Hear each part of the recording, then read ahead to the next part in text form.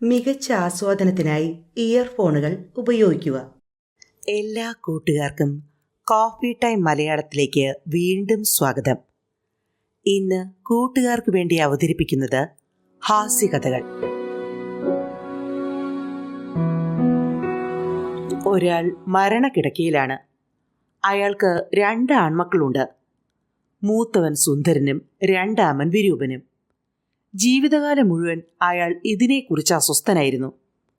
അയാൾ ഭാര്യയെ അടുത്ത് വിളിച്ചു ചോദിച്ചു, "ഞാൻ മരിക്കാൻ പോവുകയാണ്. നീ ഒരു സത്യം എന്നോട് പറയണം. നമ്മുടെ 2ാമത്തെ മകൻ സത്യത്തിൽ എൻ്റെ മകൻ തന്നെയാണോ?" ഭാര്യ അയാളുടെ കൈകൾ രണ്ടും കൂട്ടിപ്പിടിച്ചുകൊണ്ട് പറഞ്ഞു, "കർത്താവാണേ സത്യം. അവൻ നിങ്ങളുടെ മകൻ തന്നെയാണ്." അയാൾ സമാധാനത്തോടെ മരിച്ചു. ഭാര്യ ദീർഘനിശ്വാസം വിട്ടുകൊണ്ട് പറഞ്ഞു, "ദൈവത്തിന് നന്ദി. അദ്ദേഹം മൂത്ത മകനെ പറ്റി ചോദിച്ചില്ലല്ലോ." പത്രോസേട്ടൻ കൊടൈക്കനാലിലേക്ക് വിനോദയാത്ര പോയി. മലകളും തടാകവും പൂന്തോട്ടവും എല്ലാം അയാൾക്ക് ഇഷ്ടപ്പെട്ടു. തടാകക്കരയിൽ വിനോദയാത്രക്കാർക്ക് സവാരി ചെയ്യാൻ കുതിരകൾ റെഡിയായി നിൽപ്പുണ്ടായിരുന്നു. സവാരി ചെയ്യാൻ പത്രോസിനും കൊതി തോന്നി. വലിപ്പമുള്ളൊരു കുതിരയുടെ അടുത്ത് ചെന്ന് കുതിരക്കാരനോട് ആഗ്രഹം പറഞ്ഞു. കുതിരക്കാരൻ പറഞ്ഞു, "ഇത് ഒരു പ്രത്യേകതരം കുതിരയാണ്. എൻ്റെ ദൈവമേ എന്ന് പറഞ്ഞാൽ കുതിര കുതിച്ചോടും. എൻ്റെ കർത്താവേ എന്ന് പറഞ്ഞാൽ പെട്ടെന്ന് നിൽക്കും. ഒരു സന്യാസാശ്രമത്തിലെ കുതിരയാണിത്." ശരി എന്ന് പറഞ്ഞ് പത്രോസേട്ടൻ കുതിരപ്പുറത്ത് കയറി. "എൻ്റെ ദൈവമേ" എന്ന് പറഞ്ഞു. കുതിര കുതിച്ചു പാഞ്ഞു. പത്രോസേട്ടന് ഹരമായി. അയാൾ പലയിടത്തും കറങ്ങി. ഇപ്പോൾ കുതിരയും പത്രോസും ആത്മഹത്യാ മുനമ്പിലേക്കുള്ള പാതയിലാണ്. കുതിര കുതിച്ചു പായുകയാണ്. കുതിരയെ നിർത്താനുള്ള വാക്ക് പത്രോസ് മറന്നുപോയി. "എൻ്റെ ഈശോയെ, എൻ്റെ മാതാവേ" എന്നൊക്കെ പറഞ്ഞു നോക്കി. രക്ഷയില്ല. കുതിര പായുകയാണ്. ആത്മഹത്യാ മുനമ്പിലേക്ക് ഇനി 4 അടിയേയുള്ളൂ. പെട്ടെന്ന് പത്രോസേട്ടന് കുതിരയെ നിർത്താനുള്ള വാക്ക് ഓർമ്മ വന്നു. അയാൾ പറഞ്ഞു, "എൻ്റെ കർത്താവേ." സഡൻ ബ്രേക്ക് ഇട്ടതുപോലെ കുതിര നിന്നു. ഒരു കുതിപ്പ് കൂടി ഉണ്ടായിരുന്നെങ്കിൽ പത്രോസേട്ടനും കുതിരയും കൂടി ആഴത്തിലുള്ള കൊക്കയിൽ പതിക്കുമായിരുന്നു.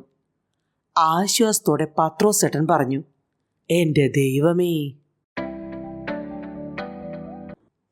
വൈദിക വിദ്യാർത്ഥികൾക്കൊപ്പം മെത്രാൻ സായാഹ്ന സവാരിക്കിറങ്ങി. കുറേ ദൂരം നടന്നപ്പോൾ ഒരു പറമ്പിൽ ഒരു പശുവിനെ മരത്തിൽ കെട്ടിയിട്ടിരിക്കുന്നത് കണ്ടു. പുല്ല് തിന്നാൻ കെട്ടിയിട്ടതാണ്. മെത്രാനെ ഒന്ന് പരീക്ഷിക്കാൻ ഒരു വിദ്യാർത്ഥി ചോദിച്ചു, "പിതാവേ, പശുവിന് ധാരാളം തീറ്റ വേണം. പക്ഷേ അതിനൊരു കയറിൻ്റെ വട്ടത്തിൽ മാത്രമേ ചലിക്കാൻ സാധിക്കുകയുള്ളൂ. എന്നാൽ കാക്കയ്ക്ക് വളരെ കുറച്ച് ഭക്ഷണം മതി. പക്ഷെ അതിന് എത്ര ദൂരത്തിൽ വേണമെങ്കിലും പറന്നു ചെന്ന് ആഹാരം സമ്പാദിക്കാൻ സാധിക്കും. സൃഷ്ടിയിൽ ദൈവത്തിന് പറ്റിയ ഒരു അമളിയല്ലേ ഇത്? വാസ്തവത്തിൽ പശുവിനല്ലേ ചിറക് കൊടുക്കേണ്ടിയിരുന്നത്?" മെത്രാൻ ഒന്നും പറഞ്ഞില്ല. ഉത്തരം മുട്ടിച്ച ഗമയിൽ വിദ്യാർത്ഥി നടന്നു നീങ്ങി. പിറ്റേ ദിവസം നടക്കാനിറങ്ങിയപ്പോഴും വിദ്യാർത്ഥികൾ മെത്രാന്റെ കൂടെ കൂടി.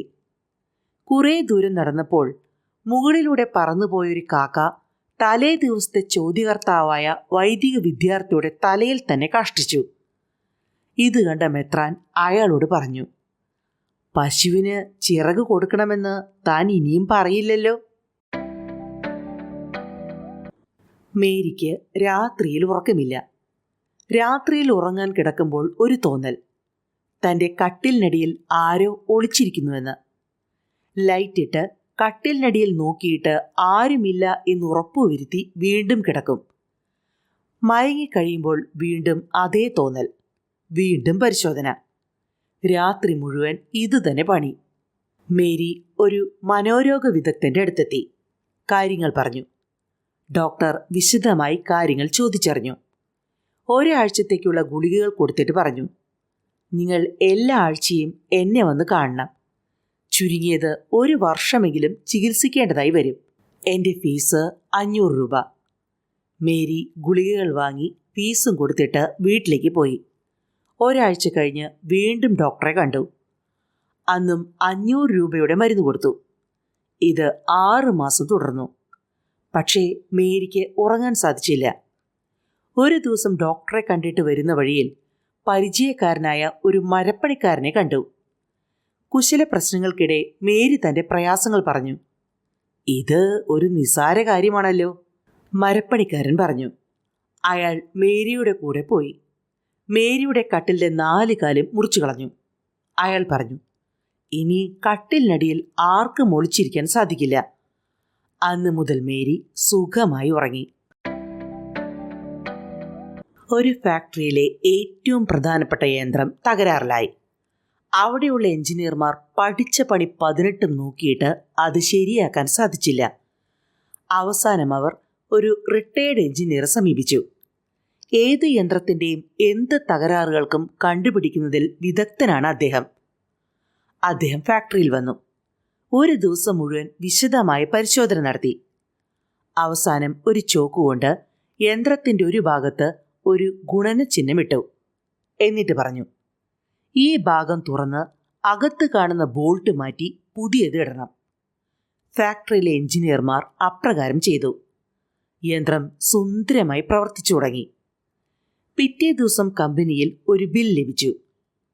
യന്ത്രത്തിൻ്റെ തകരാറ് കണ്ടുപിടിച്ച എഞ്ചിനീയറുടേതാണ് ബിൽ. 10,000 രൂപയായിരുന്നു ബിൽ തുക. കമ്പനിയിലെ അക്കൗണ്ടന്റ് പറഞ്ഞു, ഇത്രയും വലിയ തുക നൽകണമെങ്കിൽ വിശദമായിട്ടുള്ള ബിൽ വേണം. 2 ദിവസം കഴിഞ്ഞപ്പോൾ വിശദമായിട്ടുള്ള ബിൽ വന്നു. അത് ഇങ്ങനെയായിരുന്നു: ഒരു ചോക്കിൻ്റെ വില 1 രൂപ. ചോക്കുകൊണ്ട് എവിടെ ഗുണനചിഹ്നം ഇടണമെന്നുള്ള അറിവിന് 9,999 രൂപ. നഗരത്തിലെ പ്രസിദ്ധനും പണക്കാരനുമായ വക്കീലിൻ്റെ അടുക്കൽ സാധുജനങ്ങളെ സഹായിക്കുന്ന ഒരു സംഘടനയിലെ ഭാരവാഹികൾ സംഭാവനയ്ക്കായി സമീപിച്ചു. അറുപിശുകനും ഇതുവരെ ആർക്കും ഒരു സംഭാവനയും കൊടുക്കാത്തയാളാണെന്നും എല്ലാവർക്കും അറിയാമായിരുന്നു. ഭാരവാഹികളിൽ ഒരാൾ പറഞ്ഞു, അങ്ങ് ഈ നാട്ടിലെ വലിയ ധനികരിൽ ഒരാളാണ്. പാവപ്പെട്ടവർക്ക് വേണ്ടി എന്തെങ്കിലും സംഭാവന തരണം. വക്കീൽ പറഞ്ഞു, എൻ്റെ അമ്മ ഗുരുതരമായ രോഗം കൊണ്ട് കഷ്ടപ്പെടുന്ന ആളാണെന്നും അവർക്ക് മരുന്ന് വാങ്ങാൻ പോലും പണമില്ലെന്ന് നിങ്ങൾക്കറിയാമോ? ഭാരവാഹികൾ പറഞ്ഞു, അയ്യോ ഇല്ല. വക്കീൽ തുടർന്നു, എൻ്റെ സഹോദരൻ അന്ധനും തൊഴിൽരഹിതനും അവൻ്റെ ഭാര്യയും കുട്ടികളും പട്ടിണിയിലുമാണെന്നും നിങ്ങൾക്കറിയാമോ? ഭാരവാഹികൾ പറഞ്ഞു, ക്ഷമിക്കണം, ഞങ്ങൾക്ക് അതറിയില്ലായിരുന്നു. വീണ്ടും വക്കീൽ തുടർന്നു, എൻ്റെ സഹോദരിയുടെ ഭർത്താവ് 2 വർഷം മുമ്പ് ഒരു റോഡപകടത്തിൽ മരിച്ചുവെന്നും എൻ്റെ സഹോദരിയും 3 കുഞ്ഞുങ്ങളും ജീവിക്കാൻ വളരെ ബുദ്ധിമുട്ടുണ്ടെന്നും നിങ്ങൾക്കറിയാമോ? എങ്ങനെയെങ്കിലും അവിടെ നിന്ന് രക്ഷപ്പെട്ടാൽ മതിയെന്നായി ഭാരവാഹികൾക്ക്. വക്കീൽ പറഞ്ഞു നിർത്തി, ഇവർക്കാർക്കും 10 പൈസ കൊടുക്കാത്ത ഞാൻ നിങ്ങൾക്ക് പിന്നെ എന്തിന് സംഭാവന തരണം? മദർ തെരേസ മരിച്ച് സ്വർഗത്തിലെത്തി. മദറിന് വിശക്കുന്നുണ്ടോ? ദൈവം ചോദിച്ചു. മദർ പറഞ്ഞു, നല്ല വിശപ്പുണ്ട്. ദൈവം ഉടനെ മദറിന് ബ്രെഡും ജാമും വിളമ്പി. ബ്രെഡ് കഴിച്ചുകൊണ്ടിരിക്കുമ്പോൾ മദർ താഴെയുള്ള നരകത്തിലേക്ക് നോക്കി. അവിടെയുള്ളവർ ചിക്കൻ ബിരിയാണി തിന്നുന്നു. പിറ്റേ ദിവസവും മദറിനും ദൈവത്തിനും ബ്രെഡും ജാമുമായിരുന്നു. താഴെ നരകത്തിൽ ചോറും പലതരം കറികളുമായിരുന്നു. എല്ലാ ദിവസവും മദറിനും ദൈവത്തിനും ബ്രെഡും ജാമുമായിരുന്നു. എന്നാൽ നരകത്തിൽ വിഭവസമൃദ്ധമായ ഭക്ഷണമായിരുന്നു. 7-ാം ദിവസം മദർ ചോദിച്ചു, പിതാവേ, എന്താണ് ഇങ്ങനെ? ഇവിടെ എന്നും ബ്രെഡും ജാമും, താഴെ നരകത്തിൽ ഉഗ്രൻ ശാപ്പാടും. ദൈവം പറഞ്ഞു, സത്യം പറയാമല്ലോ മദറേ, ഇവിടെ നാം 2 പേർക്ക് മാത്രമായിട്ട് ഒരു പാചകക്കാരനെ നിയമിക്കാൻ പറ്റുമോ? ഒരാൾ ഗുരുതരമായ രോഗം ബാധിച്ച് കിടപ്പിലായി. ഡോക്ടർമാർ കൈയൊഴിഞ്ഞു. അയാൾ ഇങ്ങനെ പ്രാർത്ഥിച്ചു, ദൈവമേ, ഞാൻ ഈ രോഗത്തിൽ നിന്ന് രക്ഷപ്പെടുകയാണെങ്കിൽ നഗരത്തിലുള്ള എൻ്റെ വലിയ വീട് വിറ്റ് കിട്ടുന്ന തുക മുഴുവൻ പള്ളിയിലെ ഭണ്ഡാരത്തിലിട്ടേക്കാം. അത്ഭുതകരമായി അയാളുടെ രോഗം മാറി. ആശുപത്രിയിൽ നിന്ന് അയാൾ വീട്ടിലെത്തി. നേർച്ചയുടെ കാര്യം അയാൾ ഓർത്തു. പക്ഷേ വീട് വിറ്റ് കിട്ടുന്ന പണം പള്ളിയിലിടാൻ അയാൾക്കൊരു മടി. രാത്രി മുഴുവൻ ആലോചിച്ച് അയാൾ ഒരു മാർഗം കണ്ടെത്തി. അയാൾ പത്രത്തിൽ ഒരു പരസ്യം കൊടുത്തു. വീട് 1 രൂപയ്ക്ക് വിൽക്കാൻ തയ്യാറാണെന്നും പക്ഷേ വീട് വാങ്ങുന്നവർ തൻ്റെ പട്ടിയെയും കൂടി വാങ്ങണമെന്നുമായിരുന്നു അത്. പട്ടിയുടെ വില 1 കോടി രൂപ. ഒരു കച്ചവടക്കാരൻ വീടും പട്ടിയെയും പറഞ്ഞ തുകയ്ക്ക് വാങ്ങി. നേർച്ച നേർന്നാൾ വീടിന്റെ വിലയായ 1 രൂപ ഭണ്ഡാരത്തിൽ നിക്ഷേപിച്ചു. വീടുകൾ പണിതു വിൽക്കുന്ന ഒരു കോൺട്രാക്ടർ അതിലൂടെ വളരെയധികം പണം സമ്പാദിച്ചു. ഒരു ദിവസം 55 വയസ്സുള്ള തൻ്റെ സൂപ്പർവൈസറെ വിളിച്ചു പറഞ്ഞു, കഴിഞ്ഞ 40 വർഷമായി ഞാൻ വീടുകൾ പണിതു കൊടുക്കുന്നു. ധാരാളം പണം സമ്പാദിച്ചിട്ടുണ്ട്. ഇത് ഞാൻ ഇനി നിർത്താൻ പോവുകയാണ്. പുണ്യസ്ഥലങ്ങളിലേക്ക് ഒരു തീർത്ഥയാത്ര പോകണം. ഏകദേശം 1 വർഷം കഴിഞ്ഞേ ഞാൻ മടങ്ങി വരുള്ളൂ. എനിക്ക് വേണ്ടി അവസാനമായി നീ ഒരു വീട് പണിയണം. ഏറ്റവും ഗുണമേന്മയുള്ള സാധനങ്ങൾ ഉപയോഗിക്കണം. ഇതുവരെ നാം നിർമ്മിച്ചിട്ടുള്ളവയിൽ വെച്ച് ഏറ്റവും സൗകര്യങ്ങളുള്ളതും ഭംഗിയുള്ളതുമായിരിക്കണം അത്. ഇത് പറഞ്ഞ് അദ്ദേഹം തീർത്ഥയാത്രയ്ക്ക് പോയി. സൂപ്പർവൈസർ വിചാരിച്ചു, ഈ വീട് പണി കഴിയുമ്പോൾ എനിക്ക് ജോലിയില്ലാതാകും. അതുകൊണ്ട് ഇതിൻ്റെ പണിയിൽ നിന്ന് മാക്സിമം അടിച്ചെടുക്കണം. ഏറ്റവും വില കുറഞ്ഞ വസ്തുക്കൾ കൊണ്ട് അയാൾ വീട് പണിതു. പക്ഷേ വളരെ നന്നായി പെയിന്റ് ചെയ്തു. അതുകൊണ്ട് പുറമേ നിന്ന് നോക്കിയാൽ വളരെ ഭംഗി തോന്നിക്കും. 1 വർഷം കഴിഞ്ഞു. കോൺട്രാക്ടർ തീർത്ഥയാത്ര കഴിഞ്ഞ് തിരിച്ചു വന്നു. പുതിയ വീട് കണ്ടപ്പോൾ അയാൾക്ക് വളരെ സന്തോഷം തോന്നി. സൂപ്പർവൈസർ പറഞ്ഞു, ഞാൻ പണി കഴിപ്പിച്ചിട്ടുള്ളതിൽ വെച്ച് ഏറ്റവും നല്ല വീടാണിത്. അപ്പോൾ കോൺട്രാക്ടർ പറഞ്ഞു, ശരി, ഇത്രയും കാലം എൻ്റെ കൂടെ നിന്നതിനുള്ള സമ്മാനമായി നിനക്ക് തരുന്നതിനാണ് ഞാൻ ഈ വീട് പണിയിപ്പിച്ചത്. ഇത്രയും പറഞ്ഞ ശേഷം വീടിൻ്റെ കൈമാറ്റ പ്രമാണങ്ങൾ സൂപ്പർവൈസർക്ക് കൈമാറി.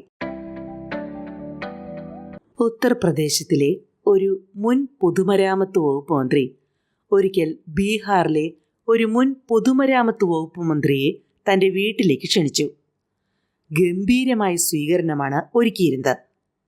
കോടിക്കണക്കിന് രൂപ വിലയുള്ള അദ്ദേഹത്തിൻ്റെ കൊട്ടാര സദൃശമായ വീടും കൃഷിസ്ഥലങ്ങളും കണ്ട് ബീഹാർ മുൻ മന്ത്രി ചോദിച്ചു, ഇതൊക്കെ എങ്ങനെ സാധിച്ചു? ഉത്തർപ്രദേശ് മുൻ മന്ത്രി തൻ്റെ അതിഥിയോട് ചോദിച്ചു, താങ്കൾ അവിടെ ഒരു നദി കാണുന്നില്ലേ? ഉവ്വ്. അവിടെ ഒരു പാലം കണ്ടോ? കണ്ടു. ആ പാലം പണിക്ക് ചെലവാക്കിയ തുകയുടെ 30% കമ്മീഷനായി ഞാൻ അടിച്ചെടുത്തു. അടുത്ത വർഷം ബീഹാർ മുൻ മന്ത്രി ഉത്തർപ്രദേശ് മുൻ മന്ത്രിയെ തൻ്റെ വീട്ടിലേക്ക് ക്ഷണിച്ചു. അതിഗംഭീരമായ സ്വീകരണമായിരുന്നു നൽകിയത്. ചക്രവർത്തിമാരുടെ അരമനകളെ വെല്ലുന്ന വീടായിരുന്നു ബീഹാർ മുൻ മന്ത്രിയുടേത്. ഉത്തർപ്രദേശുകാരൻ ചോദിച്ചു, നിങ്ങളിതൊക്കെ എങ്ങനെ സാധിച്ചു? ബീഹാറുകാരൻ തൻ്റെ വീടിൻ്റെ പിറകുവശത്തേക്ക് തൻ്റെ അതിഥിയെ കൊണ്ടുപോയിട്ട് ചോദിച്ചു, അവിടെ ഒരു നദി കാണുന്നുണ്ടോ? ഉണ്ട്. അതിൽ ഒരു പാലം കാണുന്നുണ്ടോ? ഇല്ല. 100%. ആ പാലത്തിൻ്റെ പൈസ കൊണ്ട് ഇതൊക്കെ സാധിച്ചു. ഒരു ധനവാൻ മരിച്ചു. ധാരാളം തോട്ടങ്ങളും കെട്ടിടങ്ങളും അയാൾക്കുണ്ടായിരുന്നു. പിതാവിൻ്റെ മരണശേഷം അയാളുടെ 2 മക്കൾ കലഹം തുടങ്ങി. അവസാനം സ്വത്ത് ഭാഗം വയ്ക്കാൻ തീരുമാനമായി. പക്ഷേ 2 പേർക്കും ചില പ്രധാനപ്പെട്ട വസ്തുക്കൾ വേണം. തർക്കം മൂത്ത് അവസാനം അവർ പഞ്ചായത്ത് പ്രസിഡന്റിനെ സമീപിച്ചു. പഞ്ചായത്ത് പ്രസിഡന്റ് പറഞ്ഞു, ആരെങ്കിലും ഒരാൾ സ്വത്ത് 2ആയി ഭാഗിക്കട്ടെ. എന്നാൽ മറ്റേ ആൾക്കായിരിക്കും ഏത് ഭാഗം വേണമെന്ന് തീരുമാനിക്കാനുള്ള അവകാശം. ഒരാൾക്ക് ഒരു സംശയം, തൻ്റെ ഭാര്യയ്ക്ക് കേൾവിക്കുറവുണ്ടോ എന്ന്. അയാൾ വല്ലതും ചോദിച്ചാൽ പലപ്പോഴും ഉത്തരമില്ല. എന്നാൽ ഇക്കാര്യം ഭാര്യയോട് നേരിട്ട് ചോദിക്കാൻ ഒരു ഭയം. കാരണം പ്രതികരണം എങ്ങനെയായിരിക്കുമെന്ന കാര്യം അയാൾക്കറിയാം. ഒരു ദിവസം കുടുംബ ഡോക്ടറെ കണ്ടപ്പോൾ അയാൾ ഇക്കാര്യം പറഞ്ഞു. ഡോക്ടർ പറഞ്ഞു, അല്പസ്വല്പം കേൾവിക്കുറവ് എല്ലാവർക്കുമുണ്ട്. എന്നാൽ അത് എത്രമാത്രം ഗുരുതരമാണെന്ന് അറിയണം. എന്നിട്ട് മാത്രമേ ചികിത്സ നടത്താൻ പറ്റുകയുള്ളൂ. അത് എങ്ങനെ അറിയാൻ പറ്റും? നിങ്ങൾ ഭാര്യയെയും കൊണ്ട് ഒരു ENT ഡോക്ടറെ കാണിക്കണം. അവിടെ അത് ടെസ്റ്റ് ചെയ്യാനുള്ള ഉപകരണങ്ങളുണ്ട്. അയ്യയ്യോ, അത് പറ്റില്ല. ഇക്കാര്യം പറഞ്ഞാൽ അവളുടെ പ്രതികരണം എന്താണെന്ന് എനിക്ക് ഉറപ്പുണ്ട്. ഡോക്ടറുടെ അടുത്ത് പോകാതെ വേറെന്തെങ്കിലും മാർഗമുണ്ടോ? അല്പനേരം ആലോചിച്ച ശേഷം ഡോക്ടർ പറഞ്ഞു, നിങ്ങളൊരു കാര്യം ചെയ്യേ, നിങ്ങളൊരു ചെറിയ പരീക്ഷണം നടത്തണം. ഭാര്യയിൽ നിന്നും 30 അടി അകലെ നിന്നുകൊണ്ട് നിങ്ങൾ എന്തെങ്കിലും ചോദിക്കണം. അതിനുത്തരം കിട്ടിയില്ലെങ്കിൽ 20 അടി അകലെ നിന്ന് അതേ ചോദ്യം ആവർത്തിക്കണം. എന്നിട്ടും ഉത്തരം കിട്ടുന്നില്ലെങ്കിൽ 10 അടി അകലത്തിൽ നിന്നും ചോദിക്കണം. വീണ്ടും ഉത്തരമില്ലെങ്കിൽ തൊട്ടടുത്ത് ചെന്ന് ഇതേ ചോദ്യം തന്നെ ചോദിക്കുക. ഉത്തരം ലഭിക്കുന്നില്ലെങ്കിൽ തീർച്ചയായും നിങ്ങളുടെ ഭാര്യയ്ക്ക് കേൾവിക്കുറവുണ്ട്. ഇക്കാര്യം ധൈര്യമായിട്ട് ഭാര്യയോട് പറയാം. പരീക്ഷണം നടത്താൻ ഒരു ദിവസം അയാൾ നേരത്തെ തന്നെ ഓഫീസിൽ നിന്ന് വീട്ടിലെത്തി. ഭാര്യ അടുക്കളയിൽ എന്തോ പാചകം ചെയ്യുകയാണ്. ഡോക്ടർ പറഞ്ഞതനുസരിച്ച് ഏകദേശം 30 അടി അകലത്തിൽ നിന്നുകൊണ്ട് അയാൾ വിളിച്ചു ചോദിച്ചു, മേരിക്കുട്ടി, ഇന്ന് അത്താഴത്തിന് എന്താണ്? അയാൾ ചെവി വട്ടം പിടിച്ചു നിന്നു. പ്രതികരണം ഒന്നും തന്നെയില്ല. വീണ്ടും അയാൾ 20 അടി അകലത്തേക്ക് മാറി നിന്നിട്ട് ചോദിച്ചു, മേരിക്കുട്ടി, ഇന്ന് അത്താഴത്തിന് എന്താണ്? വീണ്ടും ഉത്തരമില്ല. 10 അടി അകലത്തിൽ നിന്നായി അടുത്ത ചോദ്യം, മേരിക്കുട്ടി, ഇന്ന് അത്താഴത്തിന് എന്താണ്? ഒരു രക്ഷയുമില്ല. പിന്നീട് തൊട്ടടുത്ത് ചെന്ന് ചോദ്യം ആവർത്തിച്ചു, മേരിക്കുട്ടി, ഇന്ന് അത്താഴത്തിന് എന്താണ്? പൊട്ടിത്തെറിച്ചുകൊണ്ട് മേരിക്കുട്ടി പറഞ്ഞു, 3 പ്രാവശ്യം ഞാൻ നിങ്ങളോട് പറഞ്ഞു അത്താഴത്തിന് കഞ്ഞിയും പയറുമാണെന്ന്. നിങ്ങൾക്ക് എന്താ മനുഷ്യ, ചെവി കേട്ടുകൂടെ? ഒരിക്കൽ ശ്രീബുദ്ധൻ ധ്യാന നിമഗ്നനായി മരച്ചുവട്ടിലിരിക്കുകയായിരുന്നു. ചെറിയൊരു കാൽപെരുമാറ്റം കേട്ട് അദ്ദേഹം കണ്ണു തുറന്നു നോക്കി. ഒരു ശിഷ്യനാണ്. ബുദ്ധൻ ചോദിച്ചു, വത്സ, നിനക്കെന്നോട് എന്തോ പറയണമെന്ന് തോന്നുന്നുണ്ടല്ലോ? ശിഷ്യൻ പറഞ്ഞു, ശരിയാണ് ഗുരു. അങ്ങ് ലോകത്തിലെ സകല ജീവജാലങ്ങളുടെയും ക്ഷേമത്തിനും ഐശ്വര്യത്തിനും വേണ്ടി പ്രാർത്ഥിക്കുകയും പ്രവർത്തിക്കുകയുമാണല്ലോ. എന്നാൽ സ്വന്തം ശിഷ്യരുടെ കാര്യം അങ്ങ് മറന്നുപോകുന്നു. എന്തുപറ്റി? എന്താണ് കാര്യം? അങ്ങ് എൻ്റെ മുണ്ടിലേക്ക് നോക്കൂ. ഇത് കീറി തുടങ്ങിയിരിക്കുന്നു. എനിക്കൊരു പുതിയ മുണ്ട് കിട്ടിയാൽ കൊള്ളാമായിരുന്നു. ശ്രീബുദ്ധൻ ശിഷ്യന്റെ മുണ്ടിലേക്ക് നോക്കി. ശരിയാണ്, അത് കീറി തുടങ്ങിയിരിക്കുന്നു. അദ്ദേഹം ഉടനെ തന്നെ കലവറക്കാരനെ വിളിച്ച് ശിഷ്യന് ഒരു മുണ്ട് കൊടുക്കാൻ നിർദ്ദേശിച്ചു. ഒരാഴ്ച കഴിഞ്ഞു. ഒരു സായാഹ്നത്തിൽ ശ്രീബുദ്ധൻ ആശ്രമത്തിൽ നടക്കാനിറങ്ങി. നടന്ന് നടന്ന് മുണ്ടിനെപ്പറ്റി പരാതി പറഞ്ഞ ശിഷ്യന്റെ മുറിയുടെ സമീപമെത്തി. അദ്ദേഹം ശിഷ്യന്റെ മുറിയിലേക്ക് കയറി. ഗുരുവിനെ കണ്ട് ശിഷ്യൻ എഴുന്നേറ്റ് നിന്നു. വത്സ, നിനക്ക് പുതിയ മുണ്ട് കിട്ടിയല്ലോ, സന്തോഷമായില്ലേ? നന്ദിയുണ്ട് ഗുരു. ശരി, പക്ഷേ നിന്റെ പഴയ മുണ്ട് എന്തു ചെയ്തു? എൻ്റെ കിടക്കവിരി അവിടെ കീറിയതായിരുന്നു. അത് മാറ്റിയിട്ട് പഴയ മുണ്ടാണ് കിടക്കവിരിയായിട്ട് ഉപയോഗിക്കുന്നത്. കൊള്ളാം. പക്ഷേ നിന്റെ പഴയ കിടക്കവിരി എന്തു ചെയ്തു? എൻ്റെ ജനൽ കർട്ടൻ വളരെ മോശമായ അവസ്ഥയിലായിരുന്നു. പഴയ കിടക്കവിരിയുടെ കീറിയ ഭാഗം മുറിച്ചു കളഞ്ഞ് ഞാൻ ജനൽ കർട്ടൻ ഉണ്ടാക്കി. വളരെ നല്ല കാര്യം. എന്നാൽ നിന്റെ പഴയ ജനൽ കർട്ടൻ എവിടെ? അടുപ്പിൽ നിന്നും ചൂട് പാത്രങ്ങൾ ഇറക്കി വെക്കാനുള്ള കൈക്കലയായിട്ട് അത് ഉപയോഗിക്കുന്നു. കൊള്ളാം. പക്ഷേ നിന്റെ പഴയ കൈക്കല എന്തു ചെയ്തു? ഞാനത് അലക്കി വൃത്തിയാക്കിയ ശേഷം നിലവിളക്കിലിടാനുള്ള തിരി ഉണ്ടാക്കി. ആ തിരികളാണ് അങ്ങയുടെ പ്രാർത്ഥനാ മുറിയിൽ എരിഞ്ഞുകൊണ്ടിരിക്കുന്നത്. ശ്രീബുദ്ധന് പിന്നീട് ചോദ്യങ്ങളില്ലായിരുന്നു. പള്ളിയിൽ പെരുന്നാളാണ്. പള്ളിക്ക് ചുറ്റും ചെറുകിട കച്ചവടക്കാരാണ്. വളയും ചാന്തും കളിപ്പാട്ടങ്ങളും എല്ലാം അവിടെയുണ്ട്. ഒരു ബലൂൺ കച്ചവടക്കാരൻ അവിടെ നടന്ന് വിൽപ്പന നടത്തുന്നു. ഹൈഡ്രജൻ നിറച്ച ബലൂണുകൾ നൂലുകളിൽ കെട്ടി അയാൾ തൻ്റെ വടിയിൽ വെച്ചിരിക്കുന്നു. പച്ച, മഞ്ഞ, നീല, ചുവപ്പ് തുടങ്ങി എല്ലാ നിറങ്ങളുമുണ്ട്. ബലൂണുകൾ കാറ്റിൽ ഉയർന്നു നിൽക്കുന്നത് കാണാൻ എപ്പോഴും അയാളുടെ ചുറ്റും കുട്ടികൾ കാണും. ഇടയ്ക്കിടയ്ക്ക് നൂൽ പൊട്ടിച്ച് ഒരു ബലൂൺ അയാൾ ആകാശത്തേക്ക് വിടും. കുട്ടികൾ കൗതുകത്തോടെ ആ ബലൂൺ കണ്ണിൽ നിന്നും മറയുന്നതുവരെ നോക്കി നിൽക്കും. ചില കുട്ടികൾ പണം കൊടുത്ത് ബലൂൺ വാങ്ങി അതിൻ്റെ നൂലിൽ പിടിച്ചുകൊണ്ട് ഓടിക്കളിക്കും. പണമില്ലാത്തവർ അത് നോക്കി നിൽക്കും. ഒരു ദിവസം ഒരു പാവപ്പെട്ട കുട്ടി അയാളോട് ചോദിച്ചു, ചേട്ടാ, ചേട്ടൻ്റെ കയ്യിൽ കറുത്ത ബലൂൺ കാണുന്നില്ലല്ലോ. കറുത്ത ബലൂൺ ആകാശത്തിലേക്ക് പൊങ്ങിപ്പോകില്ലേ? ബലൂൺ കച്ചവടക്കാരൻ പറഞ്ഞു, മോനെ, ബലൂണിൻ്റെ നിറമല്ല അതിനെ ആകാശത്തേക്ക് ഉയർത്തുന്നത്, അതിനുള്ളിലുള്ളതാണ്. അയാൾ തൻ്റെ സഞ്ചിയിൽ നിന്ന് ഒരു കറുത്ത ബലൂൺ എടുത്ത് അതിൽ ഹൈഡ്രജൻ നിറച്ച് ആകാശത്തേക്ക് വിട്ടു. സത്യത്തിൽ മനുഷ്യന്റെ കാര്യത്തിലും ഇത് ശരിയാണ്. രാജേഷ് ഒരു അപകടത്തിൽപ്പെട്ട് മരിച്ചു. അയാളുടെ ഭാര്യയും 8 വയസ്സുള്ള മകനും മാതാപിതാക്കളും മൃതദേഹത്തിനരികിൽ കരഞ്ഞുകൊണ്ടിരുന്നു. അടുത്തുള്ള ആശ്രമത്തിലെ സന്യാസി രാജേഷിന്റെ വീട്ടിലെത്തി.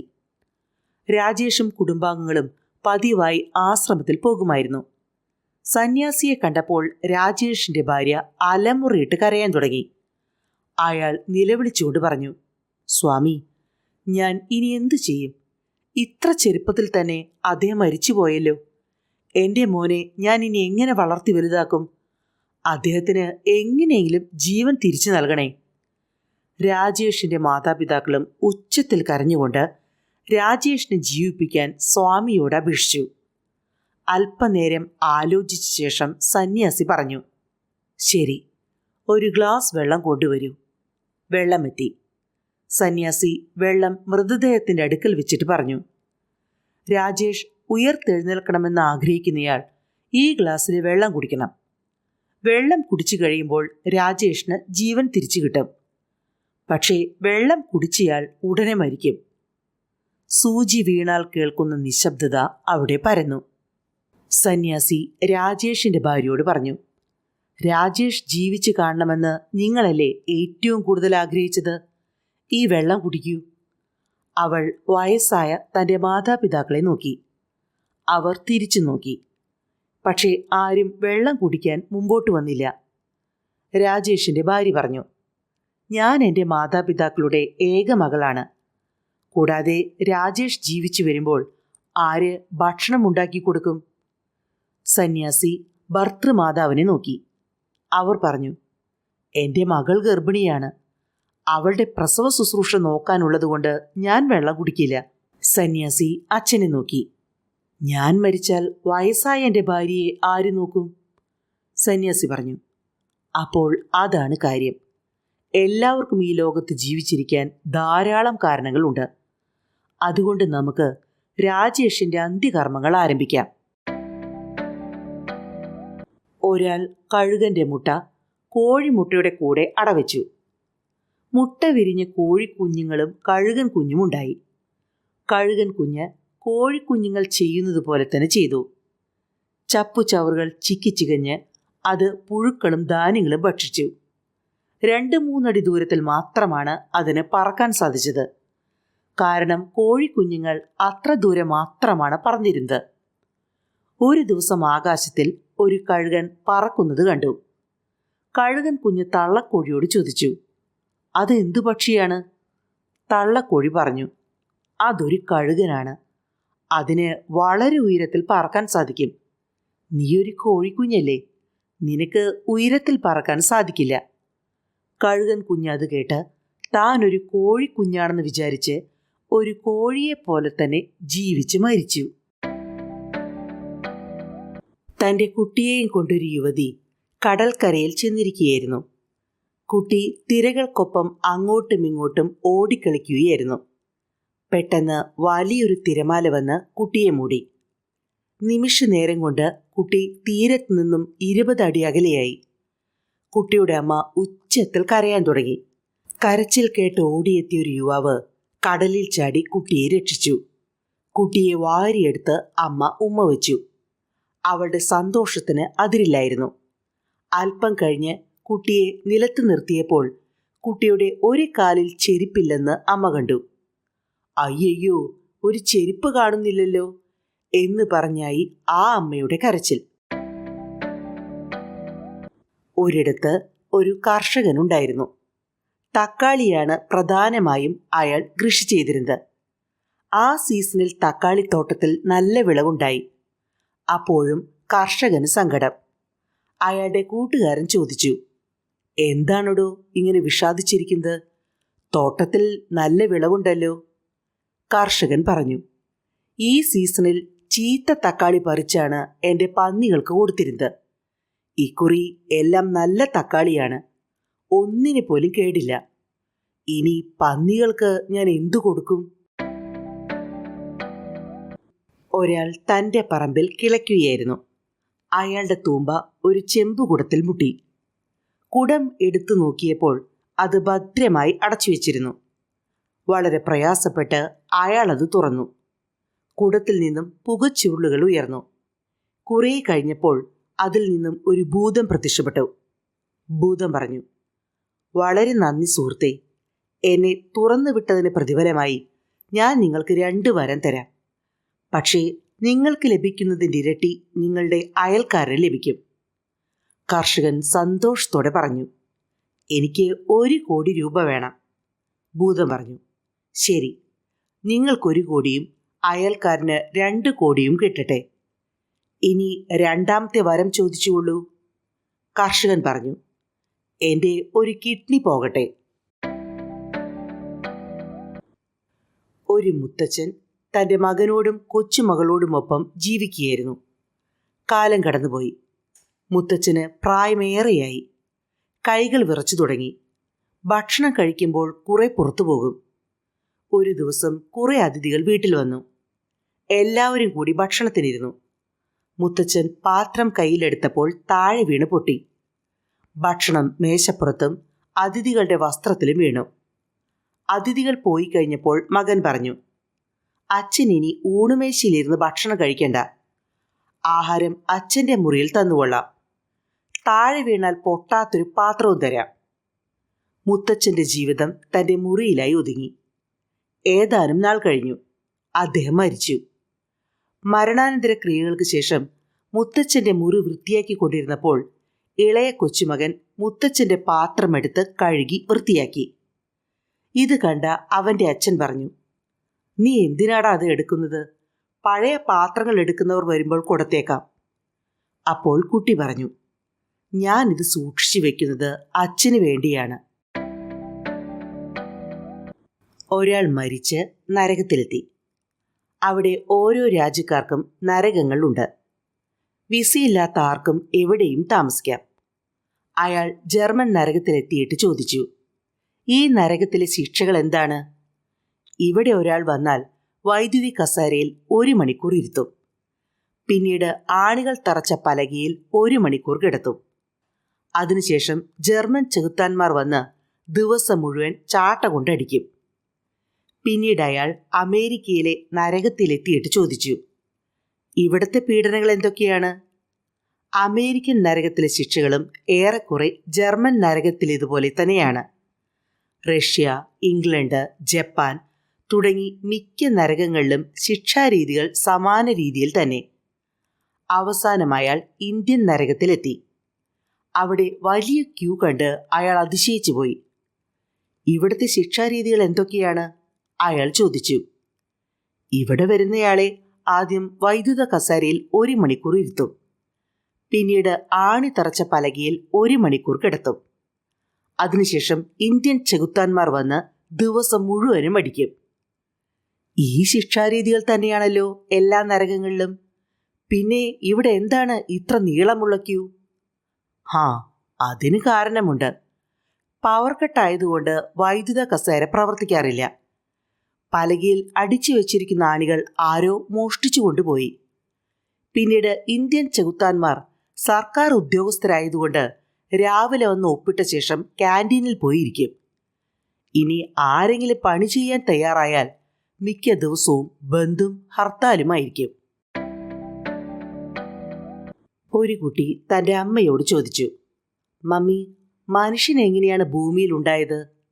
അമ്മ പറഞ്ഞു, മോനെ, ദൈവം ആദത്തിനെയും ഹൗവയെയും ആദ്യം സൃഷ്ടിച്ചു. അവരുടെ സന്തതി പരമ്പരകളാണ് ഇന്നത്തെ മനുഷ്യർ. കുട്ടിക്ക് അതത്ര വിശ്വാസം വന്നില്ല. അവൻ പോയി പിതാവിനോട് ചോദിച്ചു, ഡാഡി, മനുഷ്യൻ എങ്ങനെയാണ് ഭൂമിയിൽ ഉണ്ടായത്? അപ്പോൾ പിതാവ് പറഞ്ഞു, വളരെ വർഷങ്ങൾക്ക് മുമ്പ് കുരങ്ങന്മാരിൽ നിന്ന് മനുഷ്യനുണ്ടായി. ആശയക്കുഴപ്പത്തിലായ കുട്ടി അമ്മയുടെ അടുത്തെത്തി ചോദിച്ചു, മമ്മി, ഡാഡി പറയുന്നത് മനുഷ്യൻ കുരങ്ങന്മാരിൽ നിന്നാണ് ഉണ്ടായതെന്നാണ്. മമ്മി പറയുന്നു ദൈവം മനുഷ്യനെ സൃഷ്ടിച്ചു എന്ന്. ഇതിൽ ഏതാണ് ശരി? രണ്ടും ശരിയാണ്. ഞാൻ പറഞ്ഞത് എൻ്റെ പൂർവികരുടെ കാര്യം, ഡാഡി പറഞ്ഞത് ഡാഡിയുടെ പൂർവികരുടെ കാര്യം. പ്രൊഫസർ ഒരു ദിവസം ക്ലാസ് തുടങ്ങിയപ്പോൾ ഒരു ഗ്ലാസ് വെള്ളം എടുത്തുയർത്തിക്കൊണ്ട് ചോദിച്ചു, ഇതിൻ്റെ ഭാരം എത്രയാണെന്ന് പറയാമോ? 50 ഗ്രാം, 100 ഗ്രാം, 125 ഗ്രാം. കുട്ടികൾ പല ഉത്തരം പറഞ്ഞു. എനിക്കും ശരിയായി തൂക്കമറിയില്ല. പക്ഷേ എൻ്റെ ചോദ്യം ഇതാണ്, കുറച്ച് നിമിഷങ്ങൾ ഞാനിത് ഉയർത്തിപ്പിടിച്ചാൽ എന്തു സംഭവിക്കും? ഒന്നും സംഭവിക്കില്ല, കുട്ടികൾ പറഞ്ഞു. ശരി, ഞാനിത് 1 മണിക്കൂർ നേരം ഉയർത്തിപ്പിടിച്ചാൽ എന്തു സംഭവിക്കും? സാറിൻ്റെ കൈ വേദനിക്കാൻ തുടങ്ങും.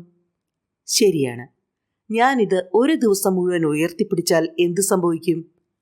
സാറിൻ്റെ മസിലുകൾ മരവിക്കുകയും ആശുപത്രിയിൽ കൊണ്ടുപോകേണ്ടി വരികയും ചെയ്യും, ഒരു കുട്ടി പറഞ്ഞു.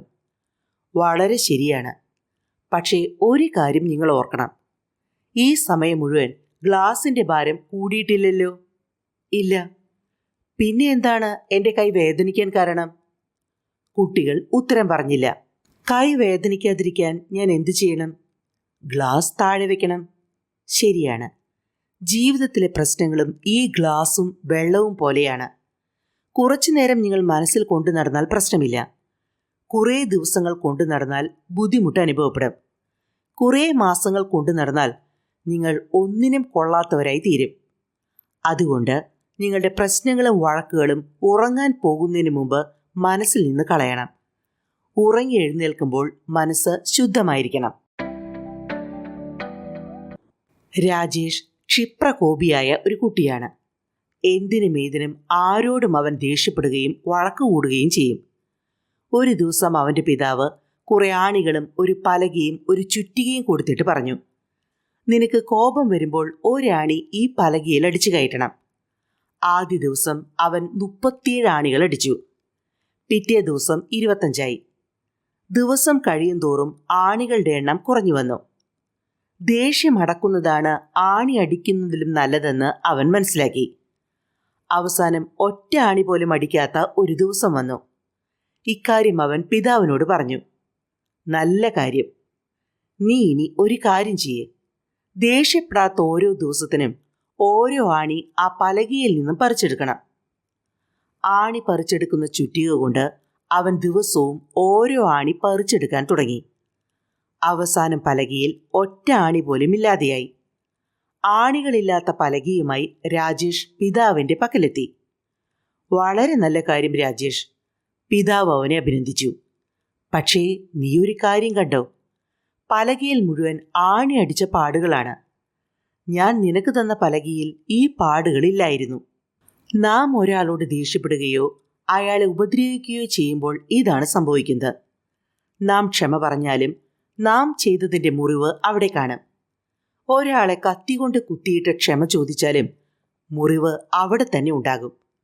അതുകൊണ്ട് മുറിപ്പാടുകൾ ഉണ്ടാകാതെ നോക്കണം. ദൈവം കഴുതയെ സൃഷ്ടിച്ചിട്ട് പറഞ്ഞു, നിന്റെ പേര് കഴുത എന്നായിരിക്കും. ദിവസം മുഴുവൻ നീ അധ്വാനിക്കുന്നവനായിരിക്കും. ഭാരമേറിയ ചുമട് ചുമക്കുന്നതായിരിക്കും നിന്റെ പ്രധാന ജോലി. പുല്ലായിരിക്കും നിന്റെ ഭക്ഷണം. നീ 50 വർഷം ജീവിക്കും. കഴുത പറഞ്ഞു, 50 വർഷം ഇങ്ങനെ ജീവിക്കുന്നത് വലിയ കഷ്ടമാണ്. എനിക്ക് 25 വർഷത്തെ ആയുസ് മതി. ദൈവം കഴുതയുടെ ആഗ്രഹം സാധിച്ചു കൊടുത്തു. പിന്നീട് ദൈവം പട്ടിയെ സൃഷ്ടിച്ചിട്ട് പറഞ്ഞു, നിന്റെ പേര് പട്ടി എന്നായിരിക്കും. വീട് കാവലാണ് നിന്റെ പ്രധാന ജോലി. മനുഷ്യൻ്റെ ഏറ്റവും വലിയ സുഹൃത്തായിരിക്കും നീ. മിച്ചം വന്ന ഭക്ഷണമായിരിക്കും മിക്കപ്പോഴും നിനക്ക് ലഭിക്കുക. നീ 30 വർഷം ജീവിക്കും. അപ്പോൾ പട്ടി പറഞ്ഞു, 30 വർഷം ഇങ്ങനെ ജീവിക്കാൻ ബുദ്ധിമുട്ടാണ്. 15 വർഷമായി അത് ചുരുക്കിത്തരണം. ദൈവം അതും സമ്മതിച്ചു. അടുത്തതായി ദൈവം കുരങ്ങിനെയാണ് സൃഷ്ടിച്ചത്. ദൈവം കുരങ്ങിനോട് പറഞ്ഞു, നിന്റെ പേര് കുരങ്ങ് എന്നായിരിക്കും. മരച്ചില്ലകളിൽ കൂടി നീ ചാടി ചാടി നടക്കും. മറ്റുള്ളവർ നിന്റെ അഭ്യാസങ്ങൾ കണ്ട് ചിരിക്കും. നീ 30 വർഷം ജീവിക്കും. അപ്പോൾ കുരങ്ങ് പറഞ്ഞു, 30 വർഷം എന്നത് 15 വർഷമായി ചുരുക്കിത്തരാൻ ദയവുണ്ടാകണം. ദൈവം അതും സാധിച്ചു കൊടുത്തു. അവസാനം ദൈവം മനുഷ്യനെ സൃഷ്ടിച്ചുകൊണ്ട് പറഞ്ഞു, നിന്റെ പേര് മനുഷ്യൻ എന്നായിരിക്കും. ഭൂമിയിലെ ഏറ്റവും ബുദ്ധിയുള്ള ജീവി നീയായിരിക്കും. നീ എല്ലാ മൃഗങ്ങളെയും മെരുക്കിയെടുത്ത് നിന്റെ ആവശ്യത്തിന് ഉപയോഗിക്കും. നീ ഭൂമിയിലെ സകല ജീവജാലങ്ങളെയും ഭരിക്കുന്നവനായിരിക്കും. നീ 25 വർഷം ജീവിക്കും. അപ്പോൾ മനുഷ്യൻ പറഞ്ഞു, 25 വർഷം എന്ന് പറയുന്നത് വളരെ ചെറിയ കാലമാണ്. കഴുത വേണ്ട എന്ന് പറഞ്ഞ് 25 വർഷവും, പട്ടി വേണ്ട എന്ന് പറഞ്ഞ് 15 വർഷവും, കുരങ്ങൻ വേണ്ട എന്ന് പറഞ്ഞ് 15 വർഷവും എനിക്ക് തരാൻ ദയവുണ്ടാകണം. ദൈവം അത് സമ്മതിച്ചു. അങ്ങനെ മനുഷ്യൻ ആദ്യത്തെ 25 വർഷം മനുഷ്യനായി തന്നെ ജീവിക്കുന്നു. പിന്നീട് കല്യാണം കഴിച്ച് ജീവിതഭാരങ്ങൾ ചുമന്ന് കഴുതിയെപ്പോലെ അധ്വാനിച്ച് അടുത്ത 25 വർഷം ജീവിക്കുന്നു. പിന്നീട് 15 വർഷം മക്കളെ കല്യാണം കഴിപ്പിച്ചു കൊടുത്ത് പട്ടിയെപ്പോലെ വീട്ടുകാവൽക്കാരനായി കിട്ടുന്ന ഭക്ഷണം തൃപ്തിപ്പെട്ട് ജീവിക്കുന്നു. അവസാനത്തെ 15 വർഷം കുരങ്ങ് ഒരു മരത്തിൽ നിന്ന് ചാടി മറ്റൊരു മരത്തിൽ കയറുന്നത് പോലെ ഒരു മകന്റെ വീട്ടിൽ നിന്ന് വേറൊരു മകന്റെയോ മകളുടെ വീട്ടിലേക്ക് മാറിക്കൊണ്ടിരിക്കുകയും പേരക്കുട്ടികളെ രസിപ്പിക്കുന്നതിനായി ഓരോ വിദ്യകളും അഭ്യാസങ്ങളുമായി കഴിഞ്ഞുകൂടുകയും ചെയ്യുന്നു. കുറെ മരത്തവളകൾ ഒരിക്കൽ ഒരു മത്സരം വെച്ചു. മത്സരം ഇതായിരുന്നു: കാട്ടിലെ ഏറ്റവും പൊക്കമുള്ള മരത്തിന്റെ മുകളിൽ ആദ്യമെത്തുക. ധാരാളം മൃഗങ്ങളും മറ്റും മത്സരം കാണാനെത്തി. ഈ മരത്തിന്റെ മുകളിലെത്താൻ ഒരു തവളയ്ക്ക് പോലും സാധിക്കില്ല. മൃഗങ്ങൾ ഓരോരുത്തരായി പറഞ്ഞുകൊണ്ടിരുന്നു. തവളകൾ മരത്തിൽ കയറാൻ തുടങ്ങി. ചിലർ കൈവിട്ട് താഴെ വീണു. അപ്പോൾ മൃഗങ്ങൾ ആർത്തു വിളിച്ചു. പിന്നെയും കയറിക്കൊണ്ടിരിക്കുന്നവരെ നോക്കി അവർ പറഞ്ഞു, ഇപ്പോൾ താഴെ വീഴും. ചിലർ അത് കേട്ട് താഴെ വീണു. അപ്പോഴും മൃഗങ്ങൾ ആർത്തു ചിരിച്ചു. പകുതിയോളം കയറിയ തവളകളെ നോക്കി മൃഗങ്ങൾ വിളിച്ചു പറഞ്ഞു, നിങ്ങളെക്കൊണ്ട് മുകളിലെത്താൻ സാധിക്കില്ല. വീണ് കാലൊടിയാതിരിക്കണമെങ്കിൽ താഴേക്ക് ഇറങ്ങിക്കോ. ഇത് കേട്ട് കുറേ തവളകൾ മത്സരം ഉപേക്ഷിച്ച് താഴേക്കിറങ്ങി. പിന്നെയും കയറിവരെ മൃഗങ്ങൾ നിരുത്സാഹപ്പെടുത്തിക്കൊണ്ടിരുന്നു. അവസാനം മുടന്തുള്ളൊരു തവളയൊഴിച്ച് ബാക്കി എല്ലാവരും മത്സരത്തിൽ നിന്നും പിന്മാറി. മുടന്തുള്ള തവള അവസാനം മരത്തിന്റെ ഏറ്റവും മുകളിലെത്തി. മൃഗങ്ങൾ ആർത്തു വിളിച്ചു. താഴെ ഇറങ്ങിയ തവളയെ എല്ലാവരും അഭിനന്ദിച്ചു. അവർ ചോദിച്ചു, താങ്കളുടെ ഈ വിജയത്തിന്റെ രഹസ്യം എന്താണ്? മുടന്തൻ തവള ഒന്നും പറഞ്ഞില്ല. അപ്പോൾ വയസ്സായ ഒരു തവള പറഞ്ഞു, അവന് ചെവി കേൾക്കില്ല. അതുകൊണ്ട് നിങ്ങളുടെ നിരുത്സാഹപ്പെടുത്തലുകൾ ഒന്നും തന്നെ അവൻ കേട്ടിട്ടില്ല. അവൻ വിചാരിച്ചു നിങ്ങളുടെ നിരുത്സാഹപ്പെടുത്തലുകൾ പ്രോത്സാഹനമാണെന്ന്. ഒരു ദിവസം ഒരു കർഷകന്റെ കഴുത വെള്ളമില്ലാത്ത ഒരു പൊട്ടക്കിണറ്റിൽ വീണു. ആഴമുള്ളൊരു കിണറായിരുന്നു അത്. കർഷകൻ കഴുതയെ അന്വേഷിച്ച് നടന്നപ്പോൾ കിണറ്റിൽ നിന്നും കഴുതയുടെ കരച്ചിൽ കേട്ടു. കർഷകൻ കിണറ്റിലേക്ക് എത്തി നോക്കിയപ്പോൾ കഴുത അയാളെ നോക്കി ദയനീയമായി കരഞ്ഞു. കർഷകൻ ഇങ്ങനെ ചിന്തിച്ചു, ആഴമുള്ള കിണറാണ്. കഴുതയെ പുറത്തു കൊണ്ടുവരണമെങ്കിൽ വലിയ പണിയാണ്, കൂടാതെ പണച്ചെലവും. കഴുതയാണെങ്കിൽ വയസ്സനാണ് താനും. അയാൾ പണിക്കാരെ വിളിച്ച് ഇങ്ങനെ പറഞ്ഞു, എന്തായാലും ഞാൻ ആ കിണർ മണ്ണിട്ട് മൂടാൻ തീരുമാനിച്ചിരിക്കുകയായിരുന്നു. അത് ഇപ്പോൾ തന്നെ ചെയ്തേക്കാം. കൂട്ടത്തിൽ ആ വയസ്സൻ കഴുതയെ കൂടി മൂടിക്കളഞ്ഞേക്കാം. പണിക്കാർ തൂമ്പായും കൂന്താലയും കൊണ്ട് കിണറ്റിലേക്ക് മണ്ണ് വലിച്ചിടാൻ തുടങ്ങി. മണ്ണ് പുറത്തു വീണപ്പോൾ കഴുത ദയനീയമായി കരഞ്ഞു. കർഷകനും പണിക്കാരനും കൂടി മണ്ണിടൽ തുടർന്നു. കുറെ കഴിഞ്ഞ് കർഷകൻ കിണറ്റിലേക്ക് നോക്കി. അയാൾ അതിശയിച്ചു പോയി.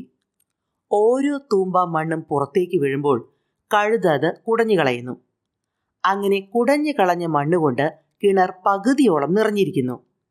കഴുത അതിൻ്റെ മുകളിൽ നിൽക്കുന്നു. അവർ പിന്നെയും കിണറ്റിലേക്ക് മണ്ണിട്ടു. കഴുത അതെല്ലാം കുടഞ്ഞു കളഞ്ഞ് അവസാനം കിണറ്റിൽ നിന്നും പുറത്തു കടന്നു. ജീവിതം ഇങ്ങനെയാണ്. നിങ്ങളുടെ പുറത്ത് ധാരാളം പ്രശ്നങ്ങളും ബുദ്ധിമുട്ടുകളും വീണുകൊണ്ടിരിക്കുന്നു. അവയ്ക്ക് അടിമപ്പെടാതെ കുടഞ്ഞു കളയണം. അങ്ങനെ ജീവിത വിജയം കൈവരിക്കണം. ഒരു ദിവസം മനോജ് ഒരു ടാക്സിയിൽ എയർപോർട്ടിലേക്ക് പോവുകയായിരുന്നു. പെട്ടെന്ന് ഇടവഴിയിൽ നിന്ന് ഒരു കറുത്ത കാർ ടാക്സിയുടെ മുമ്പിലേക്ക് കയറി. ടാക്സി ഡ്രൈവർ സഡൻ ബ്രേക്ക് ഇട്ടതുകൊണ്ട് കറുത്ത കാറിൽ മുട്ടിയില്ല എന്ന നിലയിൽ വലിയ ശബ്ദത്തോടെ ടാക്സി നിന്നു. കറുത്ത കാറിലെ ഡ്രൈവർ ഉച്ചത്തിൽ ടാക്സി ഡ്രൈവറെ ചീത്ത വിളിക്കാൻ തുടങ്ങി. ടാക്സി ഡ്രൈവർ ഒന്നും പറയാതെ പുഞ്ചിരിച്ചുകൊണ്ടിരുന്നു. കുറച്ചു നേരം ചീത്ത വിളിച്ച ശേഷം കറുത്ത കാറുകാരൻ ഓടിച്ചുപോയി. മനോജ് ചോദിച്ചു, ശരിക്കും അയാളല്ലേ തെറ്റ് ചെയ്തത്? മെയിൻ റോഡിലേക്ക് കയറുമ്പോൾ അയാളല്ലേ ശ്രദ്ധിക്കേണ്ടത്? നിങ്ങളല്ലേ അയാളെ ശകാരിക്കേണ്ടത്? ടാക്സി ഡ്രൈവർ ശാന്തനായി പറഞ്ഞു, സർ, പല മനുഷ്യരും മാലിന്യം കൊണ്ടുപോകുന്ന ലോറി പോലെയാണ്. ആ ലോറിയിൽ നിരാശ, ദേഷ്യം, അസ്വസ്ഥത, അസൂയ എന്നിങ്ങനെയുള്ള മാലിന്യങ്ങൾ ഉണ്ടായിരിക്കും. ലോറിയിൽ മാലിന്യം നിറയുമ്പോൾ അത് പുറത്തേക്ക് വീഴും. ചിലപ്പോൾ അത് നിങ്ങളുടെ മേലും വീഴും. ഇപ്പോൾ സംഭവിച്ചതും അതാണ്. അയാളോട് അതേ രീതിയിൽ പ്രതികരിച്ചാൽ നിങ്ങളും മാലിന്യം റോഡിൽ വിതറുന്നവനാകും. നിങ്ങളോട് ശരിയായ രീതിയിൽ പെരുമാറുന്നവരെ സ്നേഹിക്കുക, അല്ലാത്തവർക്ക് വേണ്ടി പ്രാർത്ഥിക്കുക. നിങ്ങൾക്ക് ടെൻഷനും ഇല്ലാതാകും. വളരെ സമർത്ഥനായൊരു ഉദ്യോഗാർത്ഥി ഒരു വലിയ കമ്പനിയിൽ ഇൻ്റർവ്യൂവിന് പോയി. എഴുത്ത് പരീക്ഷയും പ്രഥമ കൂടിക്കാഴ്ചയ്ക്കും ശേഷം അയാൾ കമ്പനിയുടെ ഡയറക്ടർമാരുമായുള്ള ഇൻ്റർവ്യൂവിന് ചെന്നു. പ്രൈമറി ക്ലാസ് മുതൽ ബിരുദാനന്തര ബിരുദം വരെ ഏറ്റവും മികച്ച രീതിയിൽ പരീക്ഷകൾ പാസ്സായ അയാളോട് ഡയറക്ടർ ചോദിച്ചു, നിങ്ങൾക്ക് പഠനകാലത്ത് എന്തെങ്കിലും സ്കോളർഷിപ്പ് ലഭിച്ചിട്ടുണ്ടോ? ഇല്ല. അപ്പോൾ നിങ്ങളുടെ പിതാവായിരിക്കും പഠന ചെലവുകൾ നിർവഹിച്ചിട്ടുള്ളത് അല്ലേ? അല്ല, എൻ്റെ പിതാവ് എനിക്ക് 1 വയസ്സുള്ളപ്പോൾ മരിച്ചുപോയി. എൻ്റെ മാതാവാണ് പഠന ചെലവുകൾ വഹിച്ചത്. ഓഹോ, നിങ്ങളുടെ അമ്മയ്ക്ക് നല്ലൊരു ജോലി ഉണ്ടായിരുന്നിരിക്കാം. എവിടെയാണ് അവർ ജോലി ചെയ്യുന്നത്? എൻ്റെ അമ്മ ഒരു അലക്കുകാരിയാണ്. മറ്റുള്ളവരുടെ തുണികൾ അലക്കി തേച്ച് അവരുടെ വീടുകളിൽ എത്തിക്കുകയാണ് അമ്മയുടെ ജോലി. ആണോ? എങ്കിൽ ശരി, നിങ്ങളുടെ കൈകൾ കാണട്ടെ. ഉദ്യോഗാർത്ഥി കൈകൾ നിവർത്തി കാണിച്ചു. അവ വളരെ മൃദുത്വമുള്ളതും ഭംഗിയുള്ളതുമായിരുന്നു. നിങ്ങൾ എപ്പോഴെങ്കിലും നിങ്ങളുടെ അമ്മയെ അവരുടെ ജോലിയിൽ സഹായിച്ചിട്ടുണ്ടോ? ഇല്ല. അമ്മ ജോലി ചെയ്യുമ്പോൾ ഞാൻ പഠിക്കുകയായിരിക്കും. എങ്കിൽ നിങ്ങളൊരു കാര്യം ചെയ്യൂ. ഇന്ന് വീട്ടിൽ ചെന്ന് അമ്മയുടെ കൈകൾ കഴുകിയിട്ട് നാളെ എന്നെ വന്ന് കാണണം. ഉദ്യോഗാർത്ഥി സന്തോഷത്തോടെ വീട്ടിലേക്ക് പോയി. അയാൾ അമ്മയോട് നടന്ന കാര്യങ്ങൾ പറഞ്ഞു. അമ്മേ, അമ്മയുടെ കൈകൾ നീട്ടൂ. എനിക്കവ കഴുകിയിട്ട് ഡയറക്ടറെ കാണണം. അമ്മയുടെ നീട്ടിയ കൈകളിൽ അയാൾ വെള്ളമൊഴിച്ചു. അപ്പോഴാണ് ശരിക്കും അയാൾ അമ്മയുടെ കൈകൾ കാണുന്നത്. ചുക്കിച്ചുളിഞ്ഞ് പരുപരുത്ത കരങ്ങൾ, ചൂടായ തേപ്പ് വെട്ടികൊണ്ട് അവിടെവിടെയായി പൊള്ളിയിരിക്കുന്നു. തൊലി പോയ സ്ഥലത്ത് വെള്ളമൊഴിച്ചപ്പോൾ അമ്മ വേദന കൊണ്ട് പുളഞ്ഞു. അയാളുടെ കണ്ണുകളിൽ നിന്ന് കണ്ണുനീർ അമ്മയുടെ കൈകളിൽ വീണു. അപ്പോഴാണ് അയാൾക്ക് മനസ്സിലായത്, ഈ കൈകളാണ് തന്നെ ബിരുദാനന്തര ബിരുദധാരിയാക്കിയത്. താൻ വലിയ പരീക്ഷകൾ പാസ്സായതിൻ്റെ അടയാളങ്ങളാണ് അമ്മയുടെ കൈയിലെ പൊള്ളൽപ്പാടുകൾ. അമ്മയുടെ കൈകൾ കഴുകിയ ശേഷം അയാൾ അവിടെ കൂടിക്കിടന്നിരുന്ന തുണികളെല്ലാം അലക്കി അയയിലിട്ടു. പിറ്റേ ദിവസം അയാൾ ഡയറക്ടറുടെ മുറിയിലെത്തി. അയാളുടെ കണ്ണുകളിൽ കണ്ണുനീർ കണങ്ങൾ കണ്ട് ഡയറക്ടർ ചോദിച്ചു, നിങ്ങൾ വീട്ടിൽ പോയിട്ട് എന്താണ് ചെയ്തത്? ഞാൻ ആദ്യം അമ്മയുടെ കൈകൾ വെള്ളം കൊണ്ട് കഴുകി, പിന്നീട് കണ്ണീരുകൊണ്ടും, പിന്നീട് തുണികളെല്ലാം അലക്കി. അപ്പോൾ ഡയറക്ടർ പറഞ്ഞു, മറ്റുള്ളവരുടെ കഷ്ടപ്പാടുകൾ മനസ്സിലാക്കുന്നവനാണ് ശരിയായ മനുഷ്യൻ. അങ്ങനെയുള്ളവരെയാണ് എൻ്റെ കമ്പനിക്ക് ഇവിടെ ആവശ്യം. ഒരു ദിവസം സ്വർഗ കവാടത്തിൽ വലിയ തിരക്കായിരുന്നു. എല്ലാവരും സ്വർഗത്തിലേക്ക് ഇടിച്ചു കയറാൻ ശ്രമിച്ചപ്പോൾ വിശുദ്ധ പത്രോസ് പറഞ്ഞു, നിങ്ങൾ 3 ക്യൂ ആയി നിൽക്കണം. പുരുഷന്മാർക്ക് 2 ക്യൂ, സ്ത്രീകൾ കുറവുള്ളതുകൊണ്ട് 1 ക്യൂ മതി. പുരുഷന്മാരുടെ 2 ക്യൂവിൽ ഒന്ന് കുടുംബത്തിലെ ശരിയായ നാഥന്മാർക്കുള്ളതാണ്. രണ്ടാമത്തേത് ഭാര്യമാർ പറയുന്നത് പോലെ കുടുംബം നോക്കിയിട്ടുള്ളവർക്കാണ്. ഉടനെ എല്ലാവരും ക്യൂ ആയി നിന്നു. പുരുഷന്മാരുടെ ആദ്യത്തെ ക്യൂവിൽ ഒരാൾ മാത്രം. ബാക്കിയുള്ളവരെയെല്ലാം ഭാര്യമാരാൽ ഭരിക്കപ്പെട്ടിട്ടുള്ള ക്യൂവിലും. പത്രോസ് രണ്ടാമത്തെ ക്യൂവിലുള്ളവരെ നോക്കി പറഞ്ഞു, നിങ്ങൾക്ക് നാണമില്ലേ? ദൈവം നിങ്ങളെ കുടുംബത്തിൻ്റെ നാഥന്മാരായിട്ടാണ് സൃഷ്ടിച്ചത്. നിങ്ങൾ ദൈവകൽപ്പന പാലിച്ചില്ല. നിങ്ങൾ ആദ്യത്തെ ക്യൂവിലേക്ക് നോക്കൂ, ഒരാൾ മാത്രം. നിങ്ങൾ അയാളെ കണ്ടു പഠിക്കൂ. പത്രോസ് ആദ്യത്തെ ക്യൂവിലുള്ള ആളെ ആദരവോടെ നോക്കിക്കൊണ്ട് ചോദിച്ചു, എന്തുകൊണ്ടാണ് മറ്റുള്ളവരിൽ നിന്ന് മാറി നിങ്ങൾ ഈ ക്യൂവിൽ നിൽക്കുന്നത്? അയാൾ പറഞ്ഞു, അതെനിക്ക് അറിയില്ല. എൻ്റെ ഭാര്യ പറഞ്ഞു ഇവിടെ നിൽക്കാൻ. ഒരു ദിവസം 80 വയസ്സുള്ള ഒരാൾ ഡോക്ടറുടെ ക്ലിനിക്കിലെത്തി. കയ്യിലുണ്ടായ മുറിവ് ഡോക്ടറെ കാണിക്കാനാണ് അയാൾ എത്തിയത്. ഡോക്ടറുടെ മുറിക്ക് പുറത്ത് 10-12 പേരുണ്ടായിരുന്നു. അയാൾ വാച്ചിൽ നോക്കി അസ്വസ്ഥനായി. ഡോക്ടർ കണ്ണാടി ചില്ലിലൂടെ ഇത് കാണുന്നുണ്ടായിരുന്നു. അയാളുടെ അസ്വസ്ഥതയും പ്രായവും കണക്കിലെടുത്ത് ഡോക്ടർ അടുത്തതായി അയാളെ വിളിച്ചു. മുറിവ് പരിശോധിച്ചു കൊണ്ടിരിക്കുമ്പോൾ ഡോക്ടർ ചോദിച്ചു, താങ്കൾക്ക് വേറെ ആരെങ്കിലും കാണാനോ എവിടെയെങ്കിലും പോകാനോ ഉണ്ടോ? കൂടെ കൂടെ വാച്ച് നോക്കുന്നതുകൊണ്ട് ചോദിച്ചതാണ്. ഉണ്ട്, അയാൾ പറഞ്ഞു. എനിക്ക് 2 കിലോമീറ്റർ അകലെയുള്ള വൃദ്ധമന്ദിരത്തിൽ 11 മണിക്ക് എത്തണം. എൻ്റെ ഭാര്യ മറവി രോഗം ബാധിച്ച് അവിടെ കിടപ്പിലാണ്. അവിടെ ചെന്ന് അവളെ കാണണം. അപ്പോൾ ഡോക്ടർ ചോദിച്ചു, ഭാര്യയ്ക്കിപ്പോൾ എങ്ങനെയുണ്ട്? കഴിഞ്ഞ 5 വർഷമായി ആരെയും തിരിച്ചറിയുന്നില്ല. എന്നെപ്പോലും മറന്നിരിക്കുന്നു. ഞാൻ എന്നും രാവിലെ അവിടെ പോയി അവളെ കാണാറുണ്ട്. അപ്പോൾ ഡോക്ടർ ചോദിച്ചു, നിങ്ങൾ അവിടെ ചെന്നാലും നിങ്ങൾ ആരാണെന്ന് അവർ തിരിച്ചറിയില്ലല്ലോ. പക്ഷേ അവളാരാണെന്ന് എനിക്കറിയാമല്ലോ, അയാൾ പറഞ്ഞു. അവരുടെ പരസ്പര സ്നേഹത്തിന് പരിധിയുണ്ടായിരുന്നില്ല. ഒരു അധോലോക ഗുണ്ട തൻ്റെ 10 കിലോ സ്വർണം സൂക്ഷിക്കാൻ ഒരു മലയാളിയെ ഏൽപ്പിച്ചിരുന്നു. അത് തിരിച്ചു ചോദിച്ചപ്പോൾ മലയാളി കൈമലർത്തി. തന്നെ ആരും ഒന്നും ഏൽപ്പിച്ചിട്ടില്ലെന്ന് പറഞ്ഞു. കോപിഷ്ഠനായ ഗുണ്ട മലയാളിയുടെ വീട്ടിലെത്തി. ഗുണ്ടയ്ക്ക് ഹിന്ദി മാത്രമേ അറിയൂ, മലയാളിക്ക് മലയാളം മാത്രവും. അതിനാൽ ഗുണ്ട ഹിന്ദിയും മലയാളവും അറിയാവുന്ന ഒരു വക്കീലിനെ കൂടി കൊണ്ടുപോയിരുന്നു. ഞാൻ തന്നെ ഏൽപ്പിച്ചിരുന്ന സ്വർണം എനിക്കിപ്പോൾ തിരിച്ചു കിട്ടണം. എവിടെയാണ് വെച്ചിരിക്കുന്നത്? വക്കീലത് മലയാളത്തിലേക്ക് പരിഭാഷപ്പെടുത്തി. അപ്പോൾ മലയാളി പറഞ്ഞു, ഏത് സ്വർണം? താൻ എന്നെ ഒന്നും ഏൽപ്പിച്ചിട്ടില്ല. വക്കീലത് ഹിന്ദിയിലേക്ക് പരിഭാഷപ്പെടുത്തി. കളിക്കാതെ, അത് എവിടെയാണ് വെച്ചിരിക്കുന്നതെന്ന് പറയടാ. എൻ്റെ കയ്യിൽ ഒന്നുമില്ലെന്ന് പറഞ്ഞില്ലേ? ഉടൻ കൈത്തോക്കെടുത്ത് ഗുണ്ട മലയാളിയുടെ നേരെ ചൂണ്ടി പറഞ്ഞു, അതെവിടെയാണ് ഒളിപ്പിച്ചു വെച്ചിരിക്കുന്നതെന്ന് പറഞ്ഞില്ലെങ്കിൽ നിന്നെ ഞാൻ ചുട്ടുകളയും. മലയാളി പേടിച്ചു വിറച്ചു. അയാൾ പറമ്പിൽ നിൽക്കുന്ന തേക്ക് മരം ചൂണ്ടിക്കാണിച്ചുകൊണ്ട് പറഞ്ഞു, ആ തേക്ക് മരത്തിൻ്റെ ചുവട്ടിൽ ഒരു ഇരുമ്പ് പെട്ടിയിൽ കുഴിച്ചിട്ടിട്ടുണ്ട്. വക്കീലിൻ്റെ പരിഭാഷ ഇങ്ങനെയായിരുന്നു, താൻ അധികം കളിച്ചാൽ തന്നെ കൊന്ന് ആ തേക്ക് മരത്തിൻ്റെ ചുവട്ടിൽ കൊന്നു കുഴിച്ചിടും. ഗുണ്ട ഉടനെ നിറയൊഴിച്ചു. മലയാളി മരിച്ചു വീണു. അന്ന് രാത്രിയിൽ വക്കീൽ വന്ന് തേക്കിൻ്റെ ചുവട്ടിൽ നിന്ന് സ്വർണം അടിച്ചു മാറ്റി. ഒരിക്കൽ ഒരു കടുത്ത നിരീശ്വരവാദി ഘോരവനത്തിൽ വഴിയറിയാതെ വിഷമിച്ച് നടക്കുകയായിരുന്നു. പെട്ടെന്ന് വിശന്നു വലഞ്ഞൊരു പെൺസിംഹം തൻ്റെ 10 കുഞ്ഞുങ്ങളുമായി അയാളുടെ മുമ്പിൽ ചാടി വീണു. ഭയന്ന് വിറച്ച അയാൾ അതിവേഗത്തിൽ ഓടി. പക്ഷേ സിംഹത്തിനായിരുന്നു വേഗത കൂടുതൽ. സിംഹം തന്നെ പിടികൂടുമെന്നായപ്പോൾ അയാൾ മുട്ടുകുത്തി നിന്ന് ജീവിതത്തിൽ ആദ്യമായി പ്രാർത്ഥിച്ചു, ദൈവമേ, എന്നെ രക്ഷിക്കണേ. പെട്ടെന്ന് അതിഭയങ്കരമായ മിന്നലും കാതടപ്പിക്കുന്ന ഇടിശബ്ദവും ഉണ്ടായി. അയാളും സിംഹവും കുഞ്ഞുങ്ങളും മരവിച്ചു നിന്നുപോയി.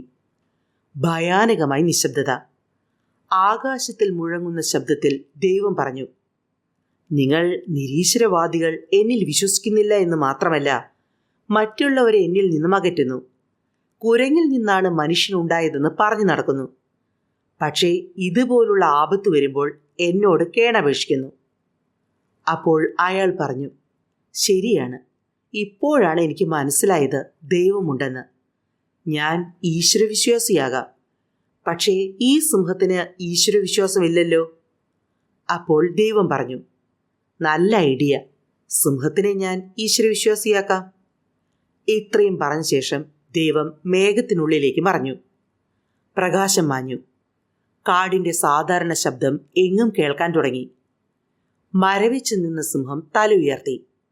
ശാന്തമായ ഭാവം അതിൻ്റെ മുഖത്ത് പരന്നു. അത് ഈശ്വരവിശ്വാസിയായി മാറിയിരുന്നു. പിന്നീട് സിംഹം കണ്ണുകളടച്ച് തല താഴ്ത്തി ഭക്ഷണത്തിന് മുമ്പുള്ള പ്രാർത്ഥന ചൊല്ലി. ദൈവമേ, എൻ്റെ മുമ്പിൽ നിൽക്കുന്ന ഭക്ഷണത്തെ ആശീർവദിക്കണമേ. ഈ ഭക്ഷണം എനിക്കും എൻ്റെ കുഞ്ഞുങ്ങൾക്കും നൽകിയതിന് അങ്ങേക്ക് ഞാൻ നന്ദി പറയുന്നു. ആമേൻ.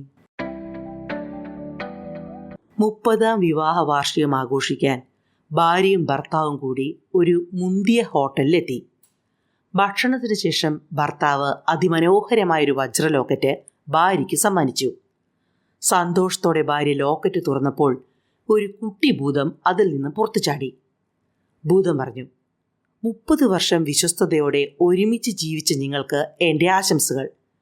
നിങ്ങൾ 2 പേർക്കും ഞാൻ ഓരോ വരം തരാം. ഇഷ്ടമുള്ളത് ചോദിച്ചുകൊള്ളൂ. അപ്പോൾ ഭാര്യ ചോദിച്ചു, ഞങ്ങൾക്ക് ലോകം മുഴുവൻ സന്തോഷത്തോടെ ചുറ്റിക്കറങ്ങാൻ സാധിക്കുമോ? തീർച്ചയായും, ഭൂതം പറഞ്ഞു. ഉടനെ തന്നെ തൻ്റെ മാന്ത്രിക വടി വീശി ഭൂതം ലോകം മുഴുവൻ കറങ്ങാനുള്ള വിമാന ടിക്കറ്റുകളും ഹോട്ടൽ ബുക്കിങ്ങും എടുത്ത് ഭാര്യയ്ക്ക് കൊടുത്തു. ദമ്പതികൾ അത്ഭുതപ്പെട്ടു നിന്നു. ഇനി നിങ്ങളുടെ ആഗ്രഹം പറയാം, ഭൂതം ഭർത്താവിനോടായി പറഞ്ഞു. ഭർത്താവ് അല്പനേരം ആലോചിച്ചു. ശരിക്കും ലോകം മുഴുവൻ കറങ്ങിയുള്ള ഒഴിവുകാലം ആസ്വദിക്കാൻ ഭാര്യ ഒരു ചെറുപ്പക്കാരിയായി മാറണം. അയാൾ ഭൂതത്തോട് പറഞ്ഞു, ഞങ്ങൾ തമ്മിൽ 30 വയസ്സിൻ്റെ വ്യത്യാസമുണ്ടാകണം. ഭൂതം അല്പം പകച്ചു നിന്ന ശേഷം പറഞ്ഞു, ശരി, അങ്ങനെ തന്നെയാകട്ടെ. പെട്ടെന്ന് ഭർത്താവിൻ്റെ വയസ്സ് 90 ഭാര്യയുടെ വയസ്സ് 60 തന്നെ നിന്നു. ഒരിക്കൽ ശ്രീബുദ്ധൻ ജനങ്ങളെ പഠിപ്പിക്കുകയായിരുന്നു. കുറെ കഴിഞ്ഞപ്പോൾ ഒരാൾ വന്ന് ബുദ്ധനെ ചീത്ത വിളിക്കാൻ തുടങ്ങി. ബുദ്ധൻ എല്ലാം കേട്ടുകൊണ്ട് നിശബ്ദനായിരുന്നു. കുറെ കഴിഞ്ഞപ്പോൾ ചീത്ത പറച്ചിൽ നിർത്തി. അപ്പോൾ ബുദ്ധൻ ജനങ്ങളോട് ചോദിച്ചു, ഒരാൾ നിങ്ങൾക്കൊരു സമ്മാനം നൽകുകയാണെന്ന് വിചാരിക്കുക. നിങ്ങൾ അത് വേണ്ട എന്ന് പറയുന്നു. അപ്പോൾ സമ്മാനം ആരുടെ പക്കലായിരിക്കും? കൊടുത്ത ആളിൻ്റെ പക്കൽ, ജനം പറഞ്ഞു. ഇതാണോ വലിയ കാര്യം? ഇക്കാര്യം ഏത് വിഡ്ഢിക്കും അറിയാം. ചീത്ത പറഞ്ഞവൻ വിളിച്ചു പറഞ്ഞു. വളരെ ശരിയാണ്, ബുദ്ധൻ പറഞ്ഞു. ഒരാൾ നിങ്ങളെ ചീത്ത വിളിച്ചാൽ നിങ്ങൾക്കത് സ്വീകരിക്കുകയോ നിരാകരിക്കുകയോ ചെയ്യാം. നിങ്ങൾ പറഞ്ഞത് ഞാൻ നിരാകരിച്ചിരിക്കുന്നു. മഹാത്മാഗാന്ധി ഒരിക്കൽ ട്രെയിനിലേക്ക് കയറുകയായിരുന്നു. അദ്ദേഹത്തിൻ്റെ ഒരു ചെരുപ്പ് കാലിൽ നിന്ന് മൂരി റെയിൽ പാളത്തിൽ വീണു. പ്ലാറ്റ്ഫോമിനും ട്രെയിനിനും ഇടയിൽ വീണതുകൊണ്ട് അതെടുക്കാൻ പറ്റിയില്ല. ഗാന്ധി ഉടനെ തന്നെ മറ്റേ ചെരുപ്പ് കൂടി അവിടെ ഇട്ടു. വിസ്മയിച്ചു നിന്ന യാത്രക്കാരോട് ഗാന്ധി പറഞ്ഞു, എനിക്ക് ഒരു ചെരുപ്പ് കൊണ്ട് പ്രയോജനമില്ല. ട്രെയിൻ വിട്ടു കഴിയുമ്പോൾ ആ ചെരുപ്പുകൾ ആർക്കെങ്കിലും ഉപകാരപ്പെടുമല്ലോ.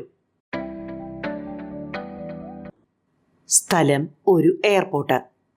ഒരു കമ്പനിയിലെ ഉയർന്ന ഉദ്യോഗസ്ഥ അനൗൺസ്മെന്റ് കേട്ട് അസ്വസ്ഥയായി. അവർക്ക് പോകേണ്ട വിമാനം 1 മണിക്കൂർ വൈകുമത്രേ. ഒരു സ്റ്റാളിൽ നിന്ന് കാപ്പി കുടിച്ചിട്ട് ഒരു വാരികയും ഒരു പാക്കറ്റ് കശുവണ്ടി പരിപ്പും വാങ്ങി ഒരു സീറ്റിൽ പോയി അവർ ഇരുന്നു. അവർ ബാഗും കശുവണ്ടി പരിപ്പും സൈഡിലുണ്ടായിരുന്ന ടീപ്പോയിൽ വെച്ചിട്ട് വാരിക മറിച്ച് വായിക്കാൻ തുടങ്ങി. തൊട്ടടുത്ത സീറ്റിൽ ഒരാൾ പുസ്തകം വായിച്ചുകൊണ്ടിരിക്കുന്നുണ്ട്. വായനയിൽ രസം പിടിച്ചിരുന്ന അവർ ടീപ്പോയിലിരുന്ന കശുവണ്ടി പാക്കറ്റിൽ നിന്ന് കശുവണ്ടികൾ എടുത്തു തിന്നാൻ തുടങ്ങി. അടുത്തിരുന്ന ആളും യാതൊന്നും ചോദിക്കാതെ പാക്കറ്റിൽ നിന്നും കശുവണ്ടി എടുത്ത് തിന്നാൻ തുടങ്ങി. സംസ്കാരമില്ലാത്ത മനുഷ്യർ, അവർ മനസ്സിൽ പറഞ്ഞു. അവർ വായന തുടർന്നു. ഇടയ്ക്കിടയ്ക്ക് 2 പേരും കശുവണ്ടി കുറിക്കുന്നുണ്ട്. പാക്കറ്റിൽ ഒരു കശുവണ്ടി മാത്രമായപ്പോൾ അയാളത് ഉദ്യോഗസ്ഥയുടെ നേർക്ക് നീട്ടി. അവർ അത് എടുക്കാതെ ദേഷ്യത്തിൽ അയാളെ നോക്കിയിട്ട് തൻ്റെ ബാഗും എടുത്ത് വേറൊരു സീറ്റിൽ പോയിരുന്നു. ഒരു മര്യാദയുമില്ലാത്ത മനുഷ്യൻ, അവർ പിറുപിറുത്തു. അധികം താമസിയാതെ വിമാനത്തിൽ കയറാനുള്ള അറിയിപ്പ് വന്നു. തൻ്റെ ബോർഡിംഗ് പാസിനായി അവർ ബാഗ് തുറന്നു. ബാഗിൽ അവർ വാങ്ങിയ കശുവണ്ടി പാക്കറ്റ് പൊട്ടിക്കാതെ ഇരിപ്പുണ്ടായിരുന്നു. ധനികനായ ഒരു കർഷകന് 2 മക്കളുണ്ടായിരുന്നു. 2 മക്കളും പിതാവിൻ്റെ ജോലിയിൽ സഹായിച്ചുകൊണ്ടിരുന്നു. എന്നാൽ ഇളയ മകനോട് പിതാവിന് പ്രത്യേക താല്പര്യമുണ്ടായിരുന്നു. പല കാര്യങ്ങളും ഇളയ മകനോട് ചോദിച്ച ശേഷമാണ് പിതാവ് നടത്തിയിരുന്നത്. ഇത് മൂത്ത മകനിൽ മുറുമുറുപ്പുണ്ടാക്കി. അയാൾ പിതാവിനോട് പരാതി പറഞ്ഞു. ഇങ്ങനെ തരം തിരിച്ച് പെരുമാറുന്നതിൻ്റെ കാരണം ചോദിച്ചു. പിതാവ് പറഞ്ഞു, ശരി, ഞാൻ പറയാം. അതിനു മുമ്പ് നീ ഒരു കാര്യം ചെയ്യ്. നമുക്ക് കുറെ താറാവ് കുഞ്ഞുങ്ങളെ വേണം. നീ താറാവ് വളർത്തൽ കേന്ദ്രത്തിൽ ചെന്ന് അന്വേഷിച്ചിട്ട് വരൂ. മൂത്ത മകൻ താറാവ് വളർത്തൽ കേന്ദ്രത്തിൽ പോയിട്ട് വന്നിട്ട് പറഞ്ഞു, അവിടെ താറാവ് കുഞ്ഞുങ്ങളെ വിൽപ്പനയ്ക്ക് വെച്ചിട്ടുണ്ട്. പിതാവ് പറഞ്ഞു, 50 കുഞ്ഞുങ്ങളെ കിട്ടുമോ എന്ന് ചോദിച്ചിട്ട് വരൂ. അയാൾ പോയി വന്നിട്ട് പറഞ്ഞു, 50 എണ്ണത്തിന് തരാമെന്ന് പറഞ്ഞു. അതിൻ്റെ വില അന്വേഷിച്ചു വരൂ. അയാൾ പോയി വന്നിട്ട് പറഞ്ഞു, ഒരെണ്ണത്തിന് 10 രൂപയാകും. പിതാവ് തൻ്റെ ഇളയ മകനെ വിളിച്ചിട്ട് പറഞ്ഞു, നമുക്ക് കുറേ താറാവ് കുഞ്ഞുങ്ങളെ ആവശ്യമുണ്ട്. നീ താറാവ് വളർത്തൽ കേന്ദ്രത്തിൽ ചെന്ന് അന്വേഷിച്ചിട്ട് വരൂ. ഇളയ മകൻ താറാവ് വളർത്തൽ കേന്ദ്രത്തിൽ പോയിട്ട് വന്നു പറഞ്ഞു, അവർക്ക് 100 താറാവ് കുഞ്ഞുങ്ങളെ കൊടുക്കാനുണ്ട്. 50 എണ്ണം എടുക്കുകയാണെങ്കിൽ ഒരെണ്ണത്തിന് 10 രൂപയും 100 എണ്ണം എടുക്കുകയാണെങ്കിൽ ഒരെണ്ണത്തിന് 8 രൂപയ്ക്കും തരാമെന്ന് പറഞ്ഞു. ഇന്ന് ഓർഡർ കൊടുക്കുകയാണെങ്കിൽ നാളെ തന്നെ കുഞ്ഞുങ്ങളെ ഇവിടെ എത്തിക്കാമെന്നാണ് അവർ പറഞ്ഞത്. അപ്പോൾ മൂത്ത മകന് കാര്യം മനസ്സിലായി. വയസ്സായ ദമ്പതികൾ ഹോട്ടലിലെത്തി. ഒരു ദോശയും ഒരു കാപ്പിയും ഓർഡർ ചെയ്തു. ദോശ കൊണ്ടുവന്നപ്പോൾ ഭർത്താവ് അത് 2ആയി മുറിച്ച് ഒരു ഭാഗം തിന്നാൻ തുടങ്ങി. ഭാര്യ നോക്കിയിരുന്നതേ ഉള്ളൂ. കാപ്പിയുടെ പകുതിയും അയാൾ കുടിച്ചു. അടുത്ത മേശയിലുണ്ടായിരുന്ന ചെറുപ്പക്കാരൻ ഇത് കണ്ടിട്ട് അവരുടെ അടുത്ത് ചെന്ന് പറഞ്ഞു, വേണമെങ്കിൽ ഒരു ദോശയും കാപ്പിയും കൂടി ഓർഡർ പറഞ്ഞുകൊള്ളൂ. പണം ഞാൻ കൊടുത്തുകൊള്ളാം. നന്ദിപൂർവ്വം അത് നിരസിച്ച് ഭർത്താവ് പറഞ്ഞു, ഞങ്ങൾ എല്ലാം പങ്കുവയ്ക്കുന്നവരാണ്. ഞാൻ ദോശ തിന്നതിന് ശേഷം എൻ്റെ കൃത്രിമ പല്ല് കിട്ടിയിട്ട് വേണം എൻ്റെ ഭാര്യയ്ക്ക് ദോശ തിന്നാൻ. ഒരു മാനേജ്മെൻറ്റ് വിദഗ്ധൻ ആഫ്രിക്കയിൽ തൻ്റെ ഒഴിവുകാലം ചെലവഴിക്കുകയായിരുന്നു. ഒരു ദിവസം നദീതീരത്തുകൂടി നടക്കുമ്പോൾ ഒരു ചെറിയ വള്ളത്തിൽ കുറച്ച് മീനുമായി ഒരു മീൻപിടുത്തക്കാരൻ കരയ്ക്കെടുത്തു. വിദഗ്ധൻ ചോദിച്ചു, ഇത്രയും മീൻ പിടിക്കാൻ എത്ര സമയമെടുത്തു? ഏകദേശം 1 മണിക്കൂർ. നിങ്ങൾ കുറേ കൂടി സമയം ചെലവഴിച്ചാൽ കുറേയധികം മീൻ പിടിക്കാമായിരുന്നില്ലേ? എനിക്കും എൻ്റെ കുടുംബത്തിനും കഴിയാൻ ഇതിൽ നിന്നുള്ള വരുമാനം മതി. അപ്പോൾ ബാക്കിയുള്ള സമയം നിങ്ങൾ എങ്ങനെ ചെലവഴിക്കും? മീൻപിടുത്തത്തിന് ശേഷം ഞാൻ വീട്ടിൽ പോയി എൻ്റെ കുടുംബത്തോടൊപ്പം കഴിയും. കുട്ടികളുമൊത്ത് കളിക്കും. ഭക്ഷണത്തിന് ശേഷം അല്പം ഉറങ്ങും. വൈകുന്നേരം ക്ലബിൽ പോയി 2 പെഗ് കഴിച്ച് 1 മണിക്കൂർ ചീട്ട് കളിക്കും. അങ്ങനെ സുഖമായി ജീവിക്കുന്നു.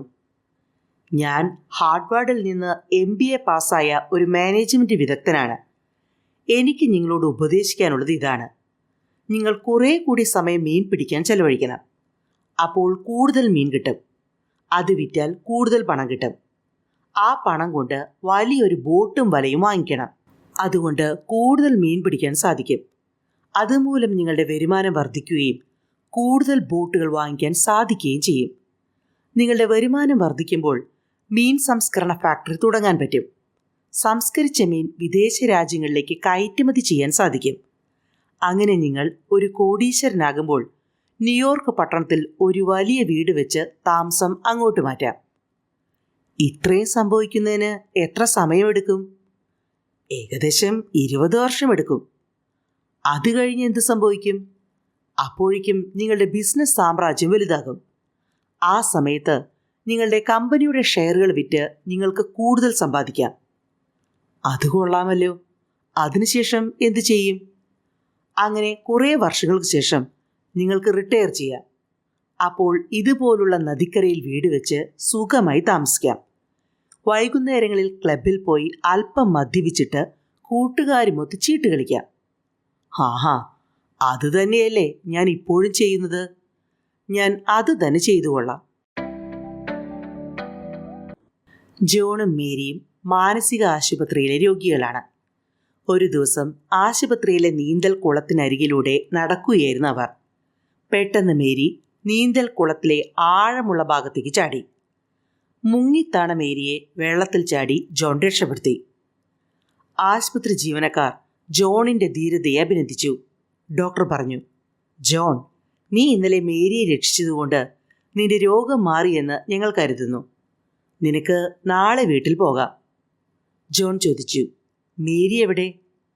അപ്പോൾ ഡോക്ടർ പറഞ്ഞു, അക്കാര്യത്തിൽ എനിക്ക് സങ്കടമുണ്ട്. മേരി ഇന്നലെ ബെൽറ്റ് കഴുത്തിൽ കുരുക്കി കുളിമുറിയിൽ ആത്മഹത്യ ചെയ്തു. അപ്പോൾ ജോൺ പറഞ്ഞു, ആ, മേരി ആത്മഹത്യ ചെയ്തതല്ല, അവളെ ഞാൻ ഉണക്കാനിട്ടതാണ്. ഒരു കപ്പൽ കാറ്റിലും കോളിലും പെട്ട് തകർന്നു. 2 പേർ മാത്രം നീന്തി ഒരു ദ്വീപിലെത്തി. മരുഭൂമി പോലൊരു ദ്വീപ്. ഒരു കുളത്തിൽ അല്പം വെള്ളമുണ്ട് എന്നൊരാശ്വാസം മാത്രമാണ് അവിടെ ഉണ്ടായിരുന്നത്. അവിടെ നിന്ന് രക്ഷപ്പെടാൻ ദൈവത്തോട് പ്രാർത്ഥിക്കാൻ അവർ തീരുമാനിച്ചു. പക്ഷേ ആരുടെ പ്രാർത്ഥനയാണ് ദൈവം കേൾക്കുന്നതെന്നറിയാൻ ദ്വീപിനെ തെക്ക് ഭാഗമെന്നും വടക്ക് ഭാഗമെന്നും 2ആയി തിരിച്ചു. ഒരാൾ തെക്ക് ഭാഗത്തും മറ്റേയാൾ വടക്ക് ഭാഗത്തും നിന്ന് പ്രാർത്ഥന തുടങ്ങി. ആദ്യമായി അവർ പ്രാർത്ഥിച്ചത് ഭക്ഷണത്തിന് വേണ്ടിയാണ്. പിറ്റേ ദിവസം രാവിലെ തെക്ക് ഭാഗത്ത് നല്ല ഫലമുള്ള ഒരു മരം കാണപ്പെട്ടു. വടക്ക് വശത്ത് ഒന്നുമുണ്ടായില്ല. പിറ്റേ ദിവസം 2 പേരും വസ്ത്രത്തിനായി പ്രാർത്ഥിച്ചു. തെക്ക് വശത്തുള്ള ആൾക്ക് മാത്രം വസ്ത്രം കിട്ടി. അടുത്ത ദിവസം വള്ളത്തിനായി 2 പേരും പ്രാർത്ഥിച്ചു. തെക്ക് വശത്ത് വള്ളം വന്നു. തെക്ക് വശത്തുള്ളയാൾ വള്ളത്തിൽ കയറി രക്ഷപ്പെടാൻ തീരുമാനിച്ചു. വടക്ക് വശത്തുള്ള ആളെ വള്ളത്തിൽ കയറ്റിയില്ല. കാരണം അയാൾ ദൈവത്താൽ ശപിക്കപ്പെട്ടവനാണ്. അയാളുടെ ഒരു പ്രാർത്ഥനയും ദൈവം കേട്ടില്ല. അയാളെ കയറ്റിയാൽ ദൈവകോപമുണ്ടാകും. വെള്ളം കരയിൽ നിന്നും നീങ്ങാൻ തുടങ്ങിയപ്പോൾ ആകാശത്തു നിന്നും ഒരു ശബ്ദം കേട്ടു. നീ എന്തുകൊണ്ട് വടക്ക് വശത്തുള്ള ആളെ വള്ളത്തിൽ കയറ്റിയില്ല? തെക്ക് വശത്തുള്ള ആൾ പറഞ്ഞു, ശപിക്കപ്പെട്ട അവൻ ഈ വള്ളത്തിൽ കയറിയാൽ വള്ളം മുങ്ങും. അവൻ്റെ പ്രാർത്ഥന ഒന്നും ദൈവം കേട്ടില്ലല്ലോ. നിനക്ക് തെറ്റുപറ്റി. ശരിക്കും ഞാൻ അയാളുടെ പ്രാർത്ഥനയാണ് കേട്ടത്. എന്തായിരുന്നു അയാളുടെ പ്രാർത്ഥന? നിന്റെ പ്രാർത്ഥന കേൾക്കണമേ എന്നായിരുന്നു അയാളുടെ പ്രാർത്ഥന. പ്രായമായ ദമ്പതികൾ ഒഴിവുകാല യാത്രയിലായിരുന്നു. മദ്യം ഉപയോഗിക്കാനോ പുകവലിക്കാനോ ഭാര്യ ഭർത്താവിനെ അനുവദിച്ചിരുന്നില്ല. കൂടാതെ കഠിനമായ വ്യായാമവും അവർ ദിവസേന ചെയ്തിരുന്നു. സസ്യഭക്ഷണം മാത്രമേ അവർ കഴിച്ചിരുന്നുള്ളൂ. ദൗർഭാഗ്യവശാൽ അവർ സഞ്ചരിച്ചിരുന്ന വിമാനം അപകടത്തിൽപ്പെട്ടു. 2 പേരും മരിച്ചു. നല്ല രീതിയിൽ ജീവിച്ചിരുന്നുകൊണ്ട് അവർ നേരെ സ്വർഗത്തിലെത്തി. വിശുദ്ധ പത്രോസ് സ്വർഗ കവാടത്തിലെത്തി അവരെ സ്വീകരിച്ചു. വളരെ വില കൂടിയ ഒരു കാറിൽ കയറ്റി അദ്ദേഹം അവരെ സ്വർഗത്തിലെ മനോഹരമായ കാഴ്ചകൾ കാണിച്ചു. അവസാനം അവർ അതിസുന്ദരമായൊരു കൊട്ടാരത്തിലെത്തി. വിശുദ്ധ പത്രോസ് പറഞ്ഞു, ഇവിടെയാണ് നിങ്ങൾ ഇനി താമസിക്കാൻ പോകുന്നത്. കൊട്ടാരത്തിൻ്റെ വാതിലുകളും ജനലുകളും സ്വർണം കൊണ്ട് തീർത്തതായിരുന്നു. മച്ചിൽ വജ്രങ്ങൾ പതിച്ചിരുന്നു. അതിമനോഹരമായൊരു പൂന്തോട്ടത്തിൻ്റെ നടുവിലായിരുന്നു കൊട്ടാരം. സുന്ദരികളായ അനേകം പരിചാരികകൾ കൊട്ടാരം ജോലിക്കായി ഉണ്ടായിരുന്നു. കൊട്ടാരത്തിൻ്റെ അടുക്കളയിൽ രുചികരമായ ഭക്ഷണ പദാർത്ഥങ്ങൾ നിരത്തിവെച്ചിരുന്നു. ലോകത്തിലെ എല്ലാവിധ മദ്യങ്ങളുമുള്ള ഒരു ബാർ അവിടെയുണ്ട്. സുന്ദരിയായ ഒരു പരിചാരിക വന്ന് ചോദിച്ചു, ഭക്ഷണം എടുത്തു വയ്ക്കട്ടെ? വിശുദ്ധ പത്രോസ് പറഞ്ഞു, ആവട്ടെ. ഭർത്താവ് ഇതെല്ലാം കണ്ട് അന്തം വിട്ടു നിന്നു. അദ്ദേഹം ചോദിച്ചു, ഇതിനൊക്കെ എന്ത് ചെലവ് വരും? വിശുദ്ധ പത്രോസ് പറഞ്ഞു, ഒന്നുമില്ല. ഇവ നിങ്ങൾക്കുള്ള സ്വർഗീയ സമ്മാനമാണ്. പക്ഷേ ഈ ഭക്ഷണം കഴിച്ചാൽ എൻ്റെ കൊളസ്ട്രോൾ കൂടും. കൂടാതെ എനിക്ക് പ്രമേഹവുമുണ്ട്. അതൊക്കെ ഭൂമിയിൽ വെച്ചുള്ള കാര്യങ്ങളല്ലേ. ഇത് സ്വർഗമാണ്. ഇവിടെ രോഗങ്ങളും വേദനകളുമില്ല. നിങ്ങൾക്ക് എന്തും കുടിക്കാം, എന്തും കഴിക്കാം. ഒരു പ്രശ്നവുമില്ല. അപ്പോൾ നിത്യേനയുള്ള വ്യായാമങ്ങളും വേണ്ടേ? വേണ്ടേ വേണ്ട. മാസാമാസം നടത്തുന്ന പ്രമേഹത്തിൻ്റെയും കൊളസ്ട്രോളിൻ്റെയും ടെസ്റ്റുകളും അവയ്ക്കുള്ള ഗുളികകളും വേണ്ടേ? ഒന്നും വേണ്ടെന്നേ. നിങ്ങൾ സ്വർഗജീവിതം ആസ്വദിക്കൂ എന്ന് പറഞ്ഞ് വിശുദ്ധ പത്രോസ് യാത്രയായി. അദ്ദേഹം പോയി കഴിഞ്ഞപ്പോൾ ഭർത്താവ് ദേഷ്യപ്പെട്ട് ഭാര്യയെ നോക്കി പറഞ്ഞു, നിന്റെ മുടിഞ്ഞ ഭക്ഷണ നിയന്ത്രണവും വ്യായാമങ്ങൾ കാരണമാണ് ഞാൻ ഇവിടെ വരാൻ ഇത്ര താമസിച്ചത്. അവയില്ലായിരുന്നെങ്കിൽ ഒരു 10 വർഷം മുമ്പേ ഞാൻ ഇവിടെ എത്തിയേനെ. വിവാഹം കഴിക്കാൻ പള്ളിയിലേക്ക് പോകുന്ന വഴി പ്രതിശ്രുത വരനും വധുവും അപകടത്തിൽപ്പെട്ടു. അവർ സ്വർഗ കവാടത്തിലെത്തി. വിശുദ്ധ പത്രോസിനായി അവിടെ കാത്തുനിന്നപ്പോൾ അയാൾ ചോദിച്ചു, സ്വർഗത്തിൽ വെച്ച് നമുക്ക് വിവാഹിതരാകാൻ സാധിക്കുമോ? അപ്പോഴേക്കും വിശുദ്ധ പത്രോസ് അവിടെ എത്തി. അവർ ഈ ചോദ്യം അദ്ദേഹത്തോട് ചോദിച്ചു. അദ്ദേഹം പറഞ്ഞു, സത്യത്തിൽ എനിക്കറിയില്ല. ആദ്യമായാണ് ഒരാൾ എന്നോട് ഇങ്ങനെയുള്ള ചോദ്യം ചോദിക്കുന്നത്. എന്തായാലും ഞാനൊന്ന് അന്വേഷിക്കട്ടെ. ഇത്രയും പറഞ്ഞ് അദ്ദേഹം സ്വർഗത്തിലേക്ക് നടന്നു. യുവതിയും യുവാവും അവിടെ കാത്തിരുന്നു. കാത്തിരിപ്പ് 2 മാസത്തോളമായി. വിശുദ്ധ പത്രോസിനെ കാണാനില്ല. അവസാനം 3 മാസമായപ്പോഴേക്കും അദ്ദേഹം ക്ഷീണിതനായി അവിടെ എത്തി. ശരി, നിങ്ങൾക്കകത്തേക്ക് വരാം. നിങ്ങളുടെ വിവാഹം നടത്താനുള്ള ഏർപ്പാട് ചെയ്തിട്ടുണ്ട്. വളരെ നന്ദിയുണ്ട്, അയാൾ പറഞ്ഞു. ഒരു സംശയം കൂടിയുണ്ട്. അഥവാ ഞങ്ങൾക്ക് പൊരുത്തപ്പെട്ട് ജീവിക്കാൻ സാധിച്ചില്ലെങ്കിൽ വിവാഹമോചനം കിട്ടാൻ സ്വർഗത്തിൽ വകുപ്പുണ്ടോ? ഇത് കേട്ട മാത്രയിൽ വിശുദ്ധ പത്രോസിന്റെ മുഖം ദേഷ്യം കൊണ്ട് ചുവന്നു. അദ്ദേഹം ആക്രോശിച്ചു, ഈ കഴിഞ്ഞ 3 മാസം കല്യാണം നടത്താൻ ഒരു പുരോഹിതനെ അന്വേഷിച്ച് നടക്കുകയായിരുന്നു ഞാൻ. അവസാനം ഒരാളെ കണ്ടുകിട്ടി. ഇനി വിവാഹമോചനം വാദിക്കാൻ ഒരു വക്കീലിനെ തപ്പാൻ എത്ര കാലം പിടിക്കുമെന്ന് നിങ്ങൾക്ക് വല്ല വിവരവുമുണ്ടോ? ഒരു മലയാളിയും ഒരു തമിഴനും ഒരു പഞ്ചാബിയും വലിയൊരു കെട്ടിടത്തിൻ്റെ 20ാം നിലയുടെ വാർക്കപ്പണിക്കുള്ള കമ്പി കെട്ടുകയായിരുന്നു. ഉച്ചഭക്ഷണ സമയത്ത് മൂവരും അവരവരുടെ ഭാര്യമാർ കൊടുത്തുവിട്ട ചോറ്റുപാത്രങ്ങൾ എടുത്തുകൊണ്ട് ഭക്ഷണം കഴിക്കാനിരുന്നു. മലയാളി പാത്രം തുറന്നു. ഇന്നും പുട്ടും കടലയും. ഇനി ഒരു ദിവസം കൂടി എൻ്റെ ഭാര്യ ഇത് തന്നുവിട്ടാൽ സത്യമായി ഞാൻ ഈ കെട്ടിടത്തിൽ നിന്നും ചാടി ആത്മഹത്യ ചെയ്യും, അയാൾ പറഞ്ഞു. തമിഴൻ പാത്രം തുറന്നു. ഇന്നും ഇഡ്ഡലിയും സാമ്പാറും, അയാൾ പറഞ്ഞു. ഇനി ഒരു ദിവസം കൂടി ഇതെൻ്റെ പാത്രത്തിൽ കണ്ടാൽ ഞാനും ആത്മഹത്യ ചെയ്യും. പഞ്ചാബിയും പാത്രം തുറന്നു. ചപ്പാത്തിയും പരിപ്പ് കറിയും, അയാളും പറഞ്ഞു. അടുത്ത ദിവസവും ഇത് തന്നെയാണ് പാത്രത്തിലെങ്കിൽ ഞാനും ഇവിടെ നിന്ന് താഴേക്ക് ചാടും. പിറ്റേ ദിവസം മലയാളി പാത്രം തുറന്നു. പുട്ടും കടലയും, അയാൾ താഴേക്ക് ചാടി മരിച്ചു.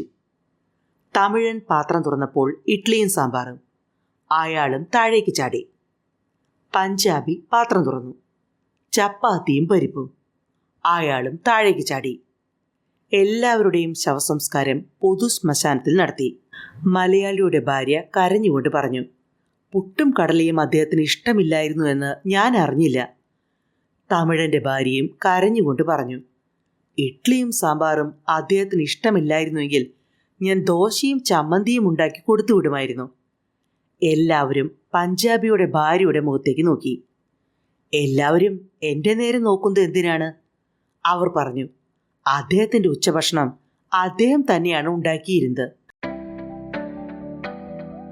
ഒരു മനുഷ്യൻ ബാറിൽ മദ്യം നിറച്ച ഗ്ലാസിൻ്റെ മുമ്പിൽ വളരെ ദുഃഖിതനായി ഇരിക്കുകയായിരുന്നു. ഏകദേശം അരമണിക്കൂറായി അയാൾ ആ ഇരിപ്പിരുന്നു. അടുത്ത സീറ്റിലിരുന്ന ലോറി ഡ്രൈവർ ഇത് കാണുന്നുണ്ടായിരുന്നു. കുറച്ചു കഴിഞ്ഞപ്പോൾ ഡ്രൈവർ അയാളുടെ അടുത്ത് ചെന്ന് ഗ്ലാസ്സിൽ നിറച്ചു വെച്ചിരുന്ന മദ്യം ഒറ്റ വലിക്ക് അകത്താക്കി. അപ്പോൾ അയാൾ കരയാൻ തുടങ്ങി. ഡ്രൈവർ പറഞ്ഞു, സുഹൃത്തേ, ഞാനൊരു തമാശയ്ക്ക് വേണ്ടി ചെയ്തതാണ്. നിങ്ങൾക്കിതിന് പകരം ഞാൻ മദ്യം വാങ്ങിത്തരാം. മറ്റുള്ളവർ ദുഃഖിക്കുന്നതും കരയുന്നതും കാണാൻ എനിക്കിഷ്ടമല്ല. നിങ്ങൾ മദ്യം എടുത്ത് കുടിച്ചതുകൊണ്ടല്ല ഞാൻ കരഞ്ഞത്, അയാൾ പറഞ്ഞു. ഇന്നെനിക്ക് ഭയങ്കര മോശം ദിവസം തന്നെയാണ്. ഇന്ന് രാവിലെ ഉണർന്നെഴുന്നേൽക്കാൻ വൈകിയതുകൊണ്ട് ഓഫീസിലെത്താൻ വൈകി. വളരെ പ്രധാനപ്പെട്ട ഒരു മീറ്റിങ്ങിൽ എത്താൻ സാധിച്ചില്ല. അതുകൊണ്ട് ജോലിയിൽ നിന്നും എന്നെ പിരിച്ചുവിട്ടു. ഓഫീസിൽ നിന്ന് എൻ്റെ കാർ പാർക്ക് ചെയ്തിരുന്ന സ്ഥലത്തെത്തിയപ്പോൾ കാർ അവിടെയില്ല. ആരും അത് മോഷ്ടിച്ചു കൊണ്ടുപോയിരിക്കുന്നു. കാരണം കാർ പൂട്ടാൻ ഞാൻ മറന്നുപോയിരുന്നു. ഒരു ഓട്ടോറിക്ഷയിൽ ഞാൻ വീട്ടിലെത്തി. ഓട്ടോക്കാരന് പേഴ്സിൽ നിന്നും പണം എടുത്തു കൊടുത്തു. പക്ഷേ പേഴ്സ് ഓട്ടോയുടെ സീറ്റിൽ വെച്ചത് എടുക്കാൻ മറന്നു. വീട്ടിലെത്തി വാതിൽ തുറന്നപ്പോൾ ഭാര്യയും അയൽക്കാരനും കൂടി സെറ്റിയിൽ കെട്ടിപ്പിടിച്ചിരിക്കുന്നു. ഞാൻ വീട് വിട്ട് ബാറിലെത്തി. 2 പെഗ് മദ്യം വാങ്ങി. അതിൽ വിഷം കലർത്തി. എൻ്റെ ദുർവിധിയോർത്ത് ദുഃഖിച്ചിരിക്കുമ്പോൾ നിങ്ങൾ ആ മദ്യം എടുത്ത് കുടിച്ചു. ചെങ്കുത്തായ മലമ്പാതയിലൂടെ ദമ്പതികൾ ഒരു ബസ്സിൽ പോവുകയായിരുന്നു. നേരത്തെ ഇറങ്ങാൻ തീരുമാനിച്ചിരുന്ന ബസ് സ്റ്റോപ്പിന് മുമ്പുള്ള ബസ് സ്റ്റോപ്പിൽ അവർ ഇറങ്ങി. ബസ് നീങ്ങി 50 മീറ്റർ കഴിഞ്ഞപ്പോഴേക്കും മലമുകളിൽ നിന്നും വലിയൊരു പാറക്കല്ല് ബസ്സിൻ്റെ മുകളിൽ വീണു. നിയന്ത്രണം വിട്ട ബസ് അത്യഗാധമായ കൊക്കയിലേക്ക് മറിഞ്ഞു. ഇത് കണ്ട് ഭർത്താവ് പറഞ്ഞു, നമ്മൾ ആ ബസ്സിൽ നിന്നും ഇറങ്ങേണ്ടിയിരുന്നില്ല. എന്ത് മണ്ടത്തരമാണ് നിങ്ങൾ പറയുന്നത്? നമ്മൾ നേരത്തെ ഇറങ്ങിയതുകൊണ്ട് മരണത്തിൽ നിന്ന് രക്ഷപ്പെട്ടു. ഞാൻ പറഞ്ഞത് നിനക്ക് മനസ്സിലായില്ല, ഭർത്താവ് പറഞ്ഞു. നമ്മൾക്കിറങ്ങാനായി ആ ബസ് 1 മിനിറ്റ് നിർത്തിയില്ലേ? നമ്മൾ ഇറങ്ങിയില്ലായിരുന്നുവെങ്കിൽ ബസ് പോയി കഴിഞ്ഞിട്ടേ പാറക്കല്ല് താഴേക്ക് വീഴുമായിരുന്നുള്ളൂ. അന്ന് സ്വർഗത്തിൽ ഭയങ്കര തിരക്കുള്ള ദിവസമായിരുന്നു. അകത്ത് വളരെ കുറച്ച് സീറ്റുകൾ മാത്രമേ ഉണ്ടായിരുന്നുള്ളൂ. അതിനാൽ ദൈവം വിശുദ്ധ പത്രോസിനെ സ്വർഗ കവാടത്തിൽ നിർത്തി. ഏറ്റവും ദാരുണമായി മരിച്ചവരെ മാത്രം സ്വർഗത്തിൽ പ്രവേശിപ്പിച്ചാൽ മതി എന്ന നിർദ്ദേശം കൊടുത്തു. അപ്പോഴേക്കും 3 പേർ സ്വർഗ കവാടത്തിലെത്തി. വിശുദ്ധ പത്രോസ് നയം വ്യക്തമാക്കി, സ്വർഗത്തിൽ വളരെ കുറച്ച് സീറ്റുകൾ മാത്രമേ ഉള്ളൂ. അതുകൊണ്ട് നിങ്ങൾ എങ്ങനെ മരിച്ചു എന്ന് വിശദീകരിക്കണം. ഏറ്റവും ദാരുണമായി മരിച്ചവരെ മാത്രം സ്വർഗത്തിൽ പ്രവേശിപ്പിച്ചാൽ മതി എന്നതാണ് ദൈവകൽപ്പന. ഒന്നാമൻ പറഞ്ഞു, ശരി, എൻ്റെ മരണത്തെപ്പറ്റി പറയാം. കുറേ നാളായി എൻ്റെ ഭാര്യയ്ക്ക് അവിഹിത ബന്ധമുണ്ടോ എന്ന സംശയം എനിക്കുണ്ടായിരുന്നു. ഒരു ദിവസം കുറച്ചു നേരത്തെ ഞാൻ എൻ്റെ ഫ്ലാറ്റിലെത്തി. ബെല്ലടിച്ചപ്പോൾ അകത്ത് ആരോ ഓടുന്ന ശബ്ദം കേട്ടു. അല്പം കഴിഞ്ഞ് വലിച്ചു വാരിയെടുത്ത സാരിയുമായി ഭാര്യ വാതിൽ തുറന്നു. ഞാൻ അകത്ത് കയറി എല്ലായിടത്തും ഭാര്യയുടെ ജാരനെ തിരഞ്ഞു. മുറിയിലെങ്ങും ആരെയും കണ്ടില്ല. എൻ്റെ ഫ്ലാറ്റ് 25-ാം നിലയിലാണ്. ബാൽക്കണിയിലേക്ക് ഇറങ്ങി നോക്കിയപ്പോൾ ഒരാൾ അവിടെ കമ്പിയിൽ തൂങ്ങിക്കിടക്കുന്നു. ഞാൻ അവനെ അടിക്കുകയും ഇടിക്കുകയും ചെയ്തു. പക്ഷേ അവൻ കൈവിട്ടില്ല. പിന്നീട് ഞാൻ ഒരു ചുറ്റികയെടുത്ത് അവൻ്റെ കൈകളിലിടിച്ചു. അതോടെ അയാൾ കൈവിട്ട് താഴേക്ക് വീണു. പക്ഷേ നിലത്തേക്ക് വീഴുന്നതിന് പകരം താഴെയുണ്ടായിരുന്നൊരു മരത്തിൻ്റെ ചില്ലയിലാണ് അയാൾ വീണത്. അയാൾ മരിച്ചിരുന്നില്ല.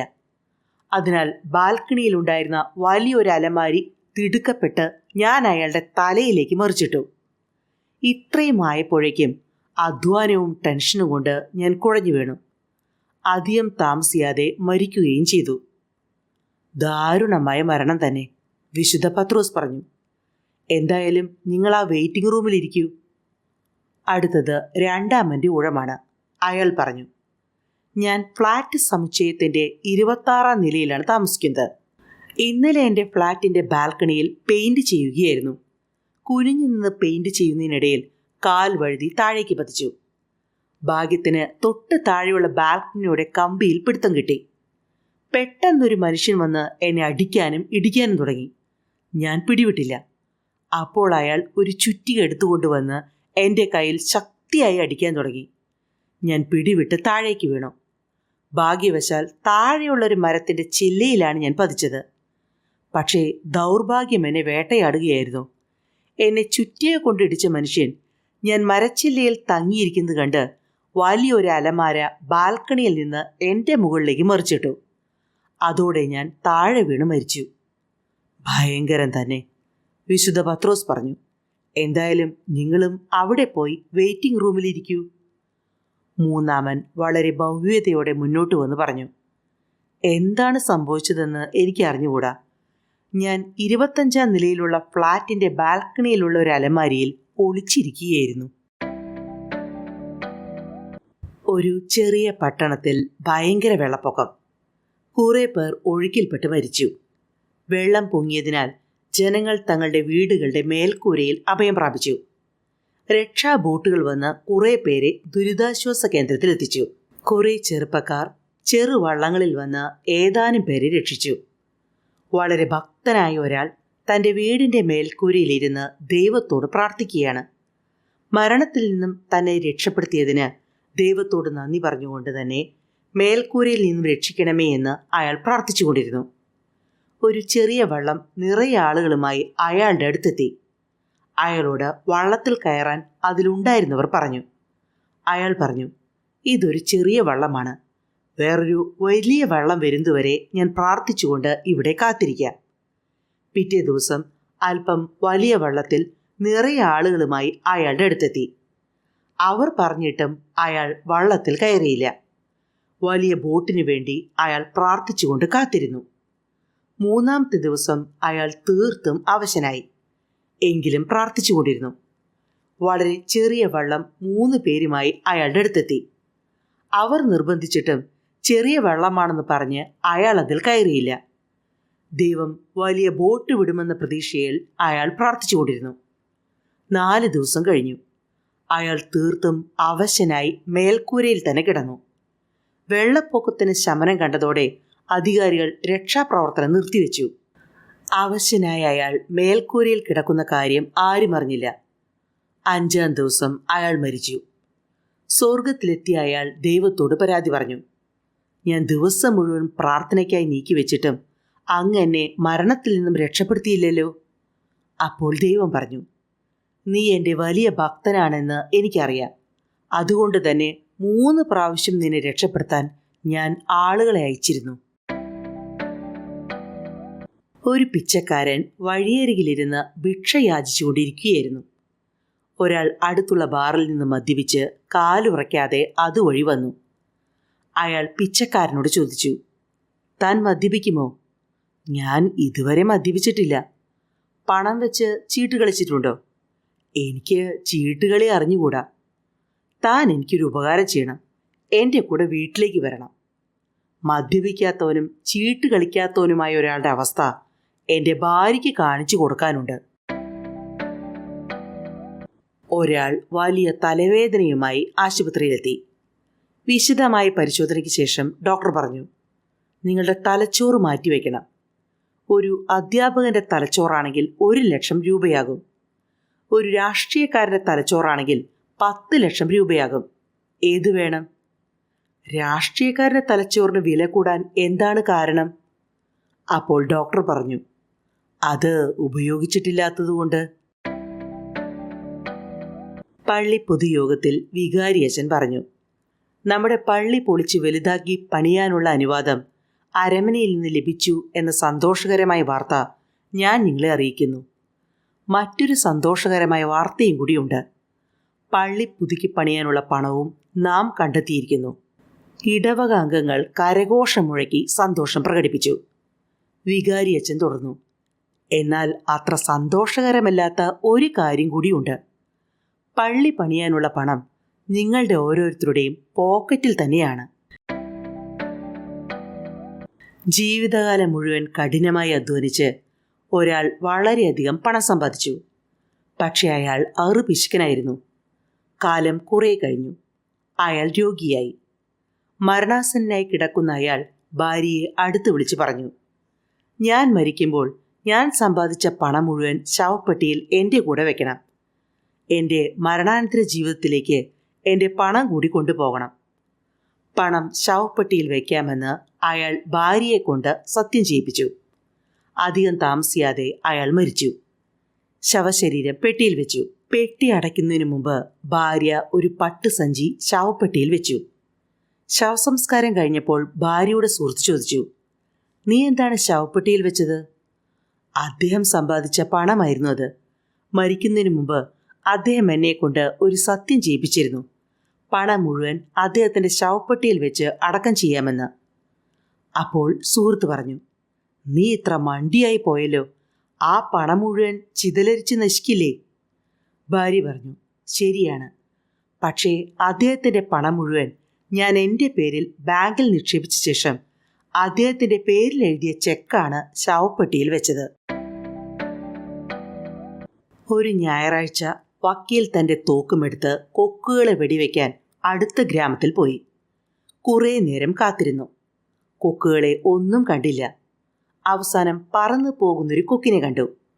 വക്കീൽ രണ്ടും കൽപ്പിച്ച് പറന്നു പോകുന്ന കൊക്കിനെ വെടിവെച്ചു. ഭാഗ്യത്തിന് കൊക്കിന് വെടിയേറ്റു. അത് ചത്തു വീണത് ഒരു കർഷകന്റെ പറമ്പിലായിരുന്നു. കൊക്കിനെ എടുക്കാൻ ചെന്ന വക്കീലിനോട് കർഷകൻ പറഞ്ഞു, ഇത് എൻ്റെ പറമ്പിലാണ് വീണത്, അതുകൊണ്ട് ഇതെൻ്റേതാണ്. വക്കീൽ പറഞ്ഞു, ഇതിനെ വെടിവെച്ചിട്ടത് ഞാനാണ്. അതുകൊണ്ട് ഇതെൻ്റേതാണ്. കർഷകൻ സമ്മതിച്ചില്ല. അപ്പോൾ വക്കീൽ പറഞ്ഞു, ഞാനൊരു വക്കീലാണ്, നിങ്ങൾക്കെതിരെ ഞാൻ കേസ് കൊടുക്കും. കർഷകൻ പറഞ്ഞു, ഈ ഗ്രാമത്തിൽ ഇങ്ങനെയുള്ള തർക്കങ്ങൾ പരിഹരിക്കുന്നത് ഒരു പ്രത്യേക രീതിയിലാണ്. തർക്കമുണ്ടാക്കുന്നവർ തമ്മിൽ തൊഴിക്കും. അതിൽ ജയിക്കുന്നവർ തർക്കത്തിൽ ജയിക്കും. ആദ്യം ഒരാൾ 3 പ്രാവശ്യം മറ്റേയാളെ തൊഴിക്കും. പിന്നീട് രണ്ടാമൻ ഒന്നാമനെ 3 പ്രാവശ്യം തൊഴിക്കും. ഒരാൾ വീഴുന്നതുവരെ ഇതാവർത്തിക്കും. നിങ്ങൾ തയ്യാറാണോ? വക്കീൽ പറഞ്ഞു, തയ്യാറാണ്. കർഷകൻ പറഞ്ഞു, എന്നാൽ ഞാൻ തുടങ്ങാം എന്ന് പറഞ്ഞ് വക്കീലിൻ്റെ വയറ്റിൽ 3 പ്രാവശ്യം ശക്തിയായി തൊഴിച്ചു. വേദന കൊണ്ട് പൊളഞ്ഞ വക്കീൽ കർഷകനെ തൊഴിക്കാനായി എടുത്തു. അപ്പോൾ കർഷകൻ പറഞ്ഞു, ഞാൻ എൻ്റെ വാദം ഉപേക്ഷിച്ചിരിക്കുന്നു. നിങ്ങൾക്ക് കൊക്കിനെ എടുക്കാം. ദീർഘയാത്രക്കിടയിൽ ഒരു യുവതി വിമാനത്തിൽ കയറി. അടുത്ത സീറ്റിൽ ബുദ്ധിജീവി എന്ന് തോന്നിക്കുന്ന ഒരു യുവാവാണ്. വല്ലാതെ ക്ഷീണിച്ചിരുന്നതിനാൽ യുവതി ഒന്ന് മയങ്ങാനുള്ള തയ്യാറെടുപ്പിലാണ്. യുവാവ് പറഞ്ഞു, സമയം കളയാൻ നമുക്ക് കടങ്കഥ പറഞ്ഞു കളിക്കാം. യുവതി പറഞ്ഞു, എനിക്ക് വലിയ ക്ഷീണമുണ്ട്, ഞാൻ അല്പം ഉറങ്ങാൻ പോവുകയാണ്. അല്ലനേ, ഇത് വളരെ രസമുള്ള കളിയാണ്.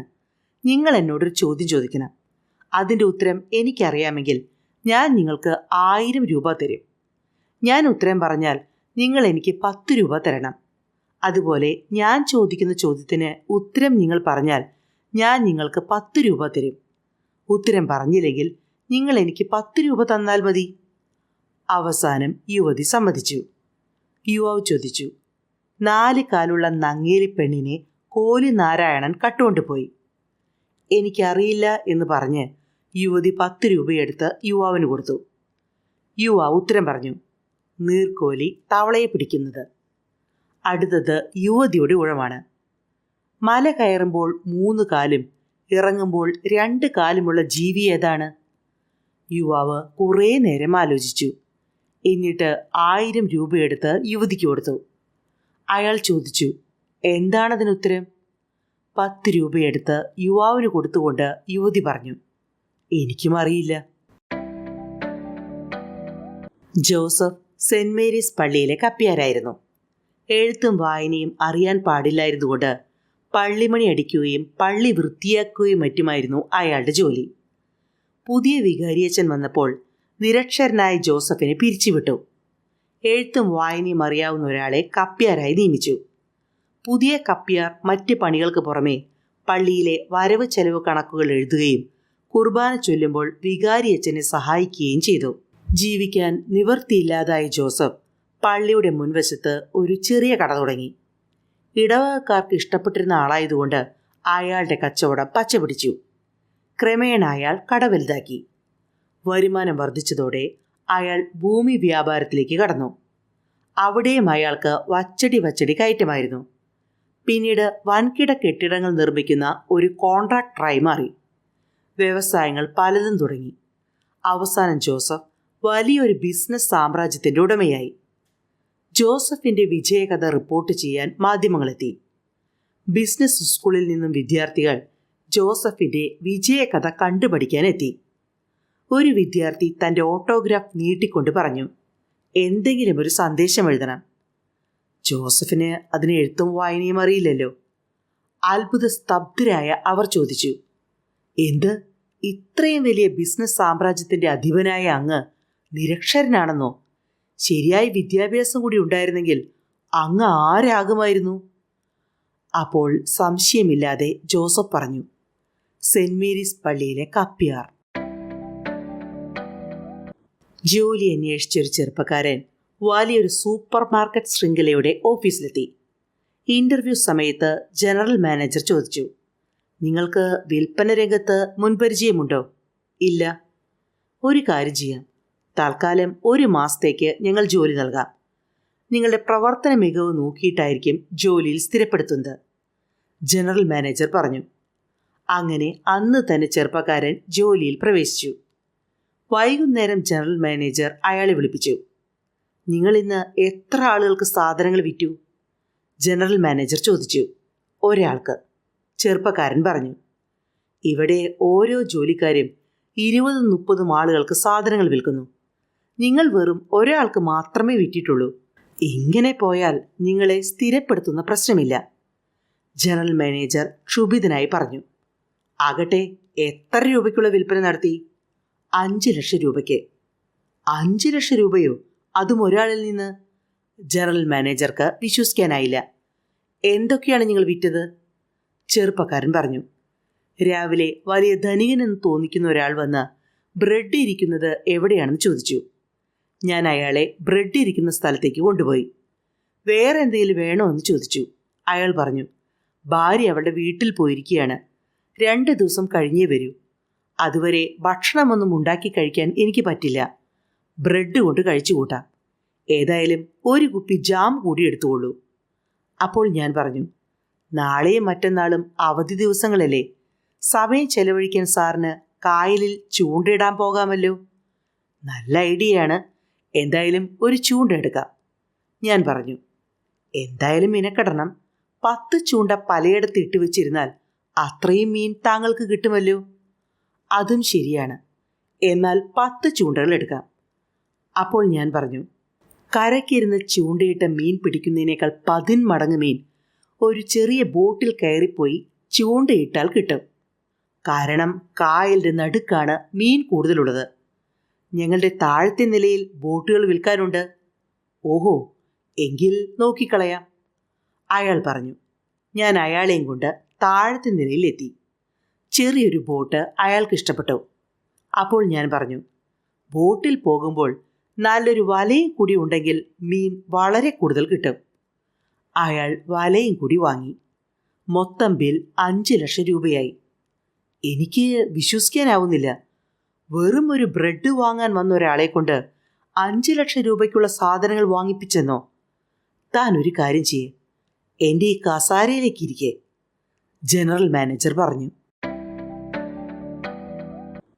ഇടവകയിലെ വാർഷിക ധ്യാനമാണ്. പ്രഗത്ഭനാണ് ധ്യാന പ്രസംഗകൻ.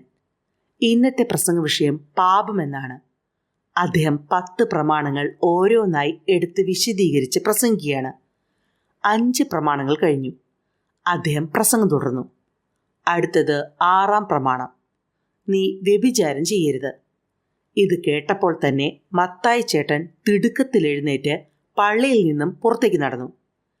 പിറ്റേ ദിവസം വഴിയിൽ വെച്ച് വികാരി അച്ഛൻ മത്തായി ചേട്ടനെ കണ്ടു.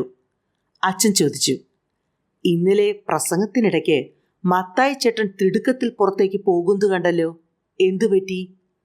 മത്തായി ചേട്ടൻ പറഞ്ഞു, ധ്യാനഗുരു 6-ാം പ്രമാണത്തെപ്പറ്റി പറഞ്ഞപ്പോഴാണ് ഞാൻ എവിടെയാണ് കൂട മറന്നു വെച്ചത് എന്നോർത്തത്.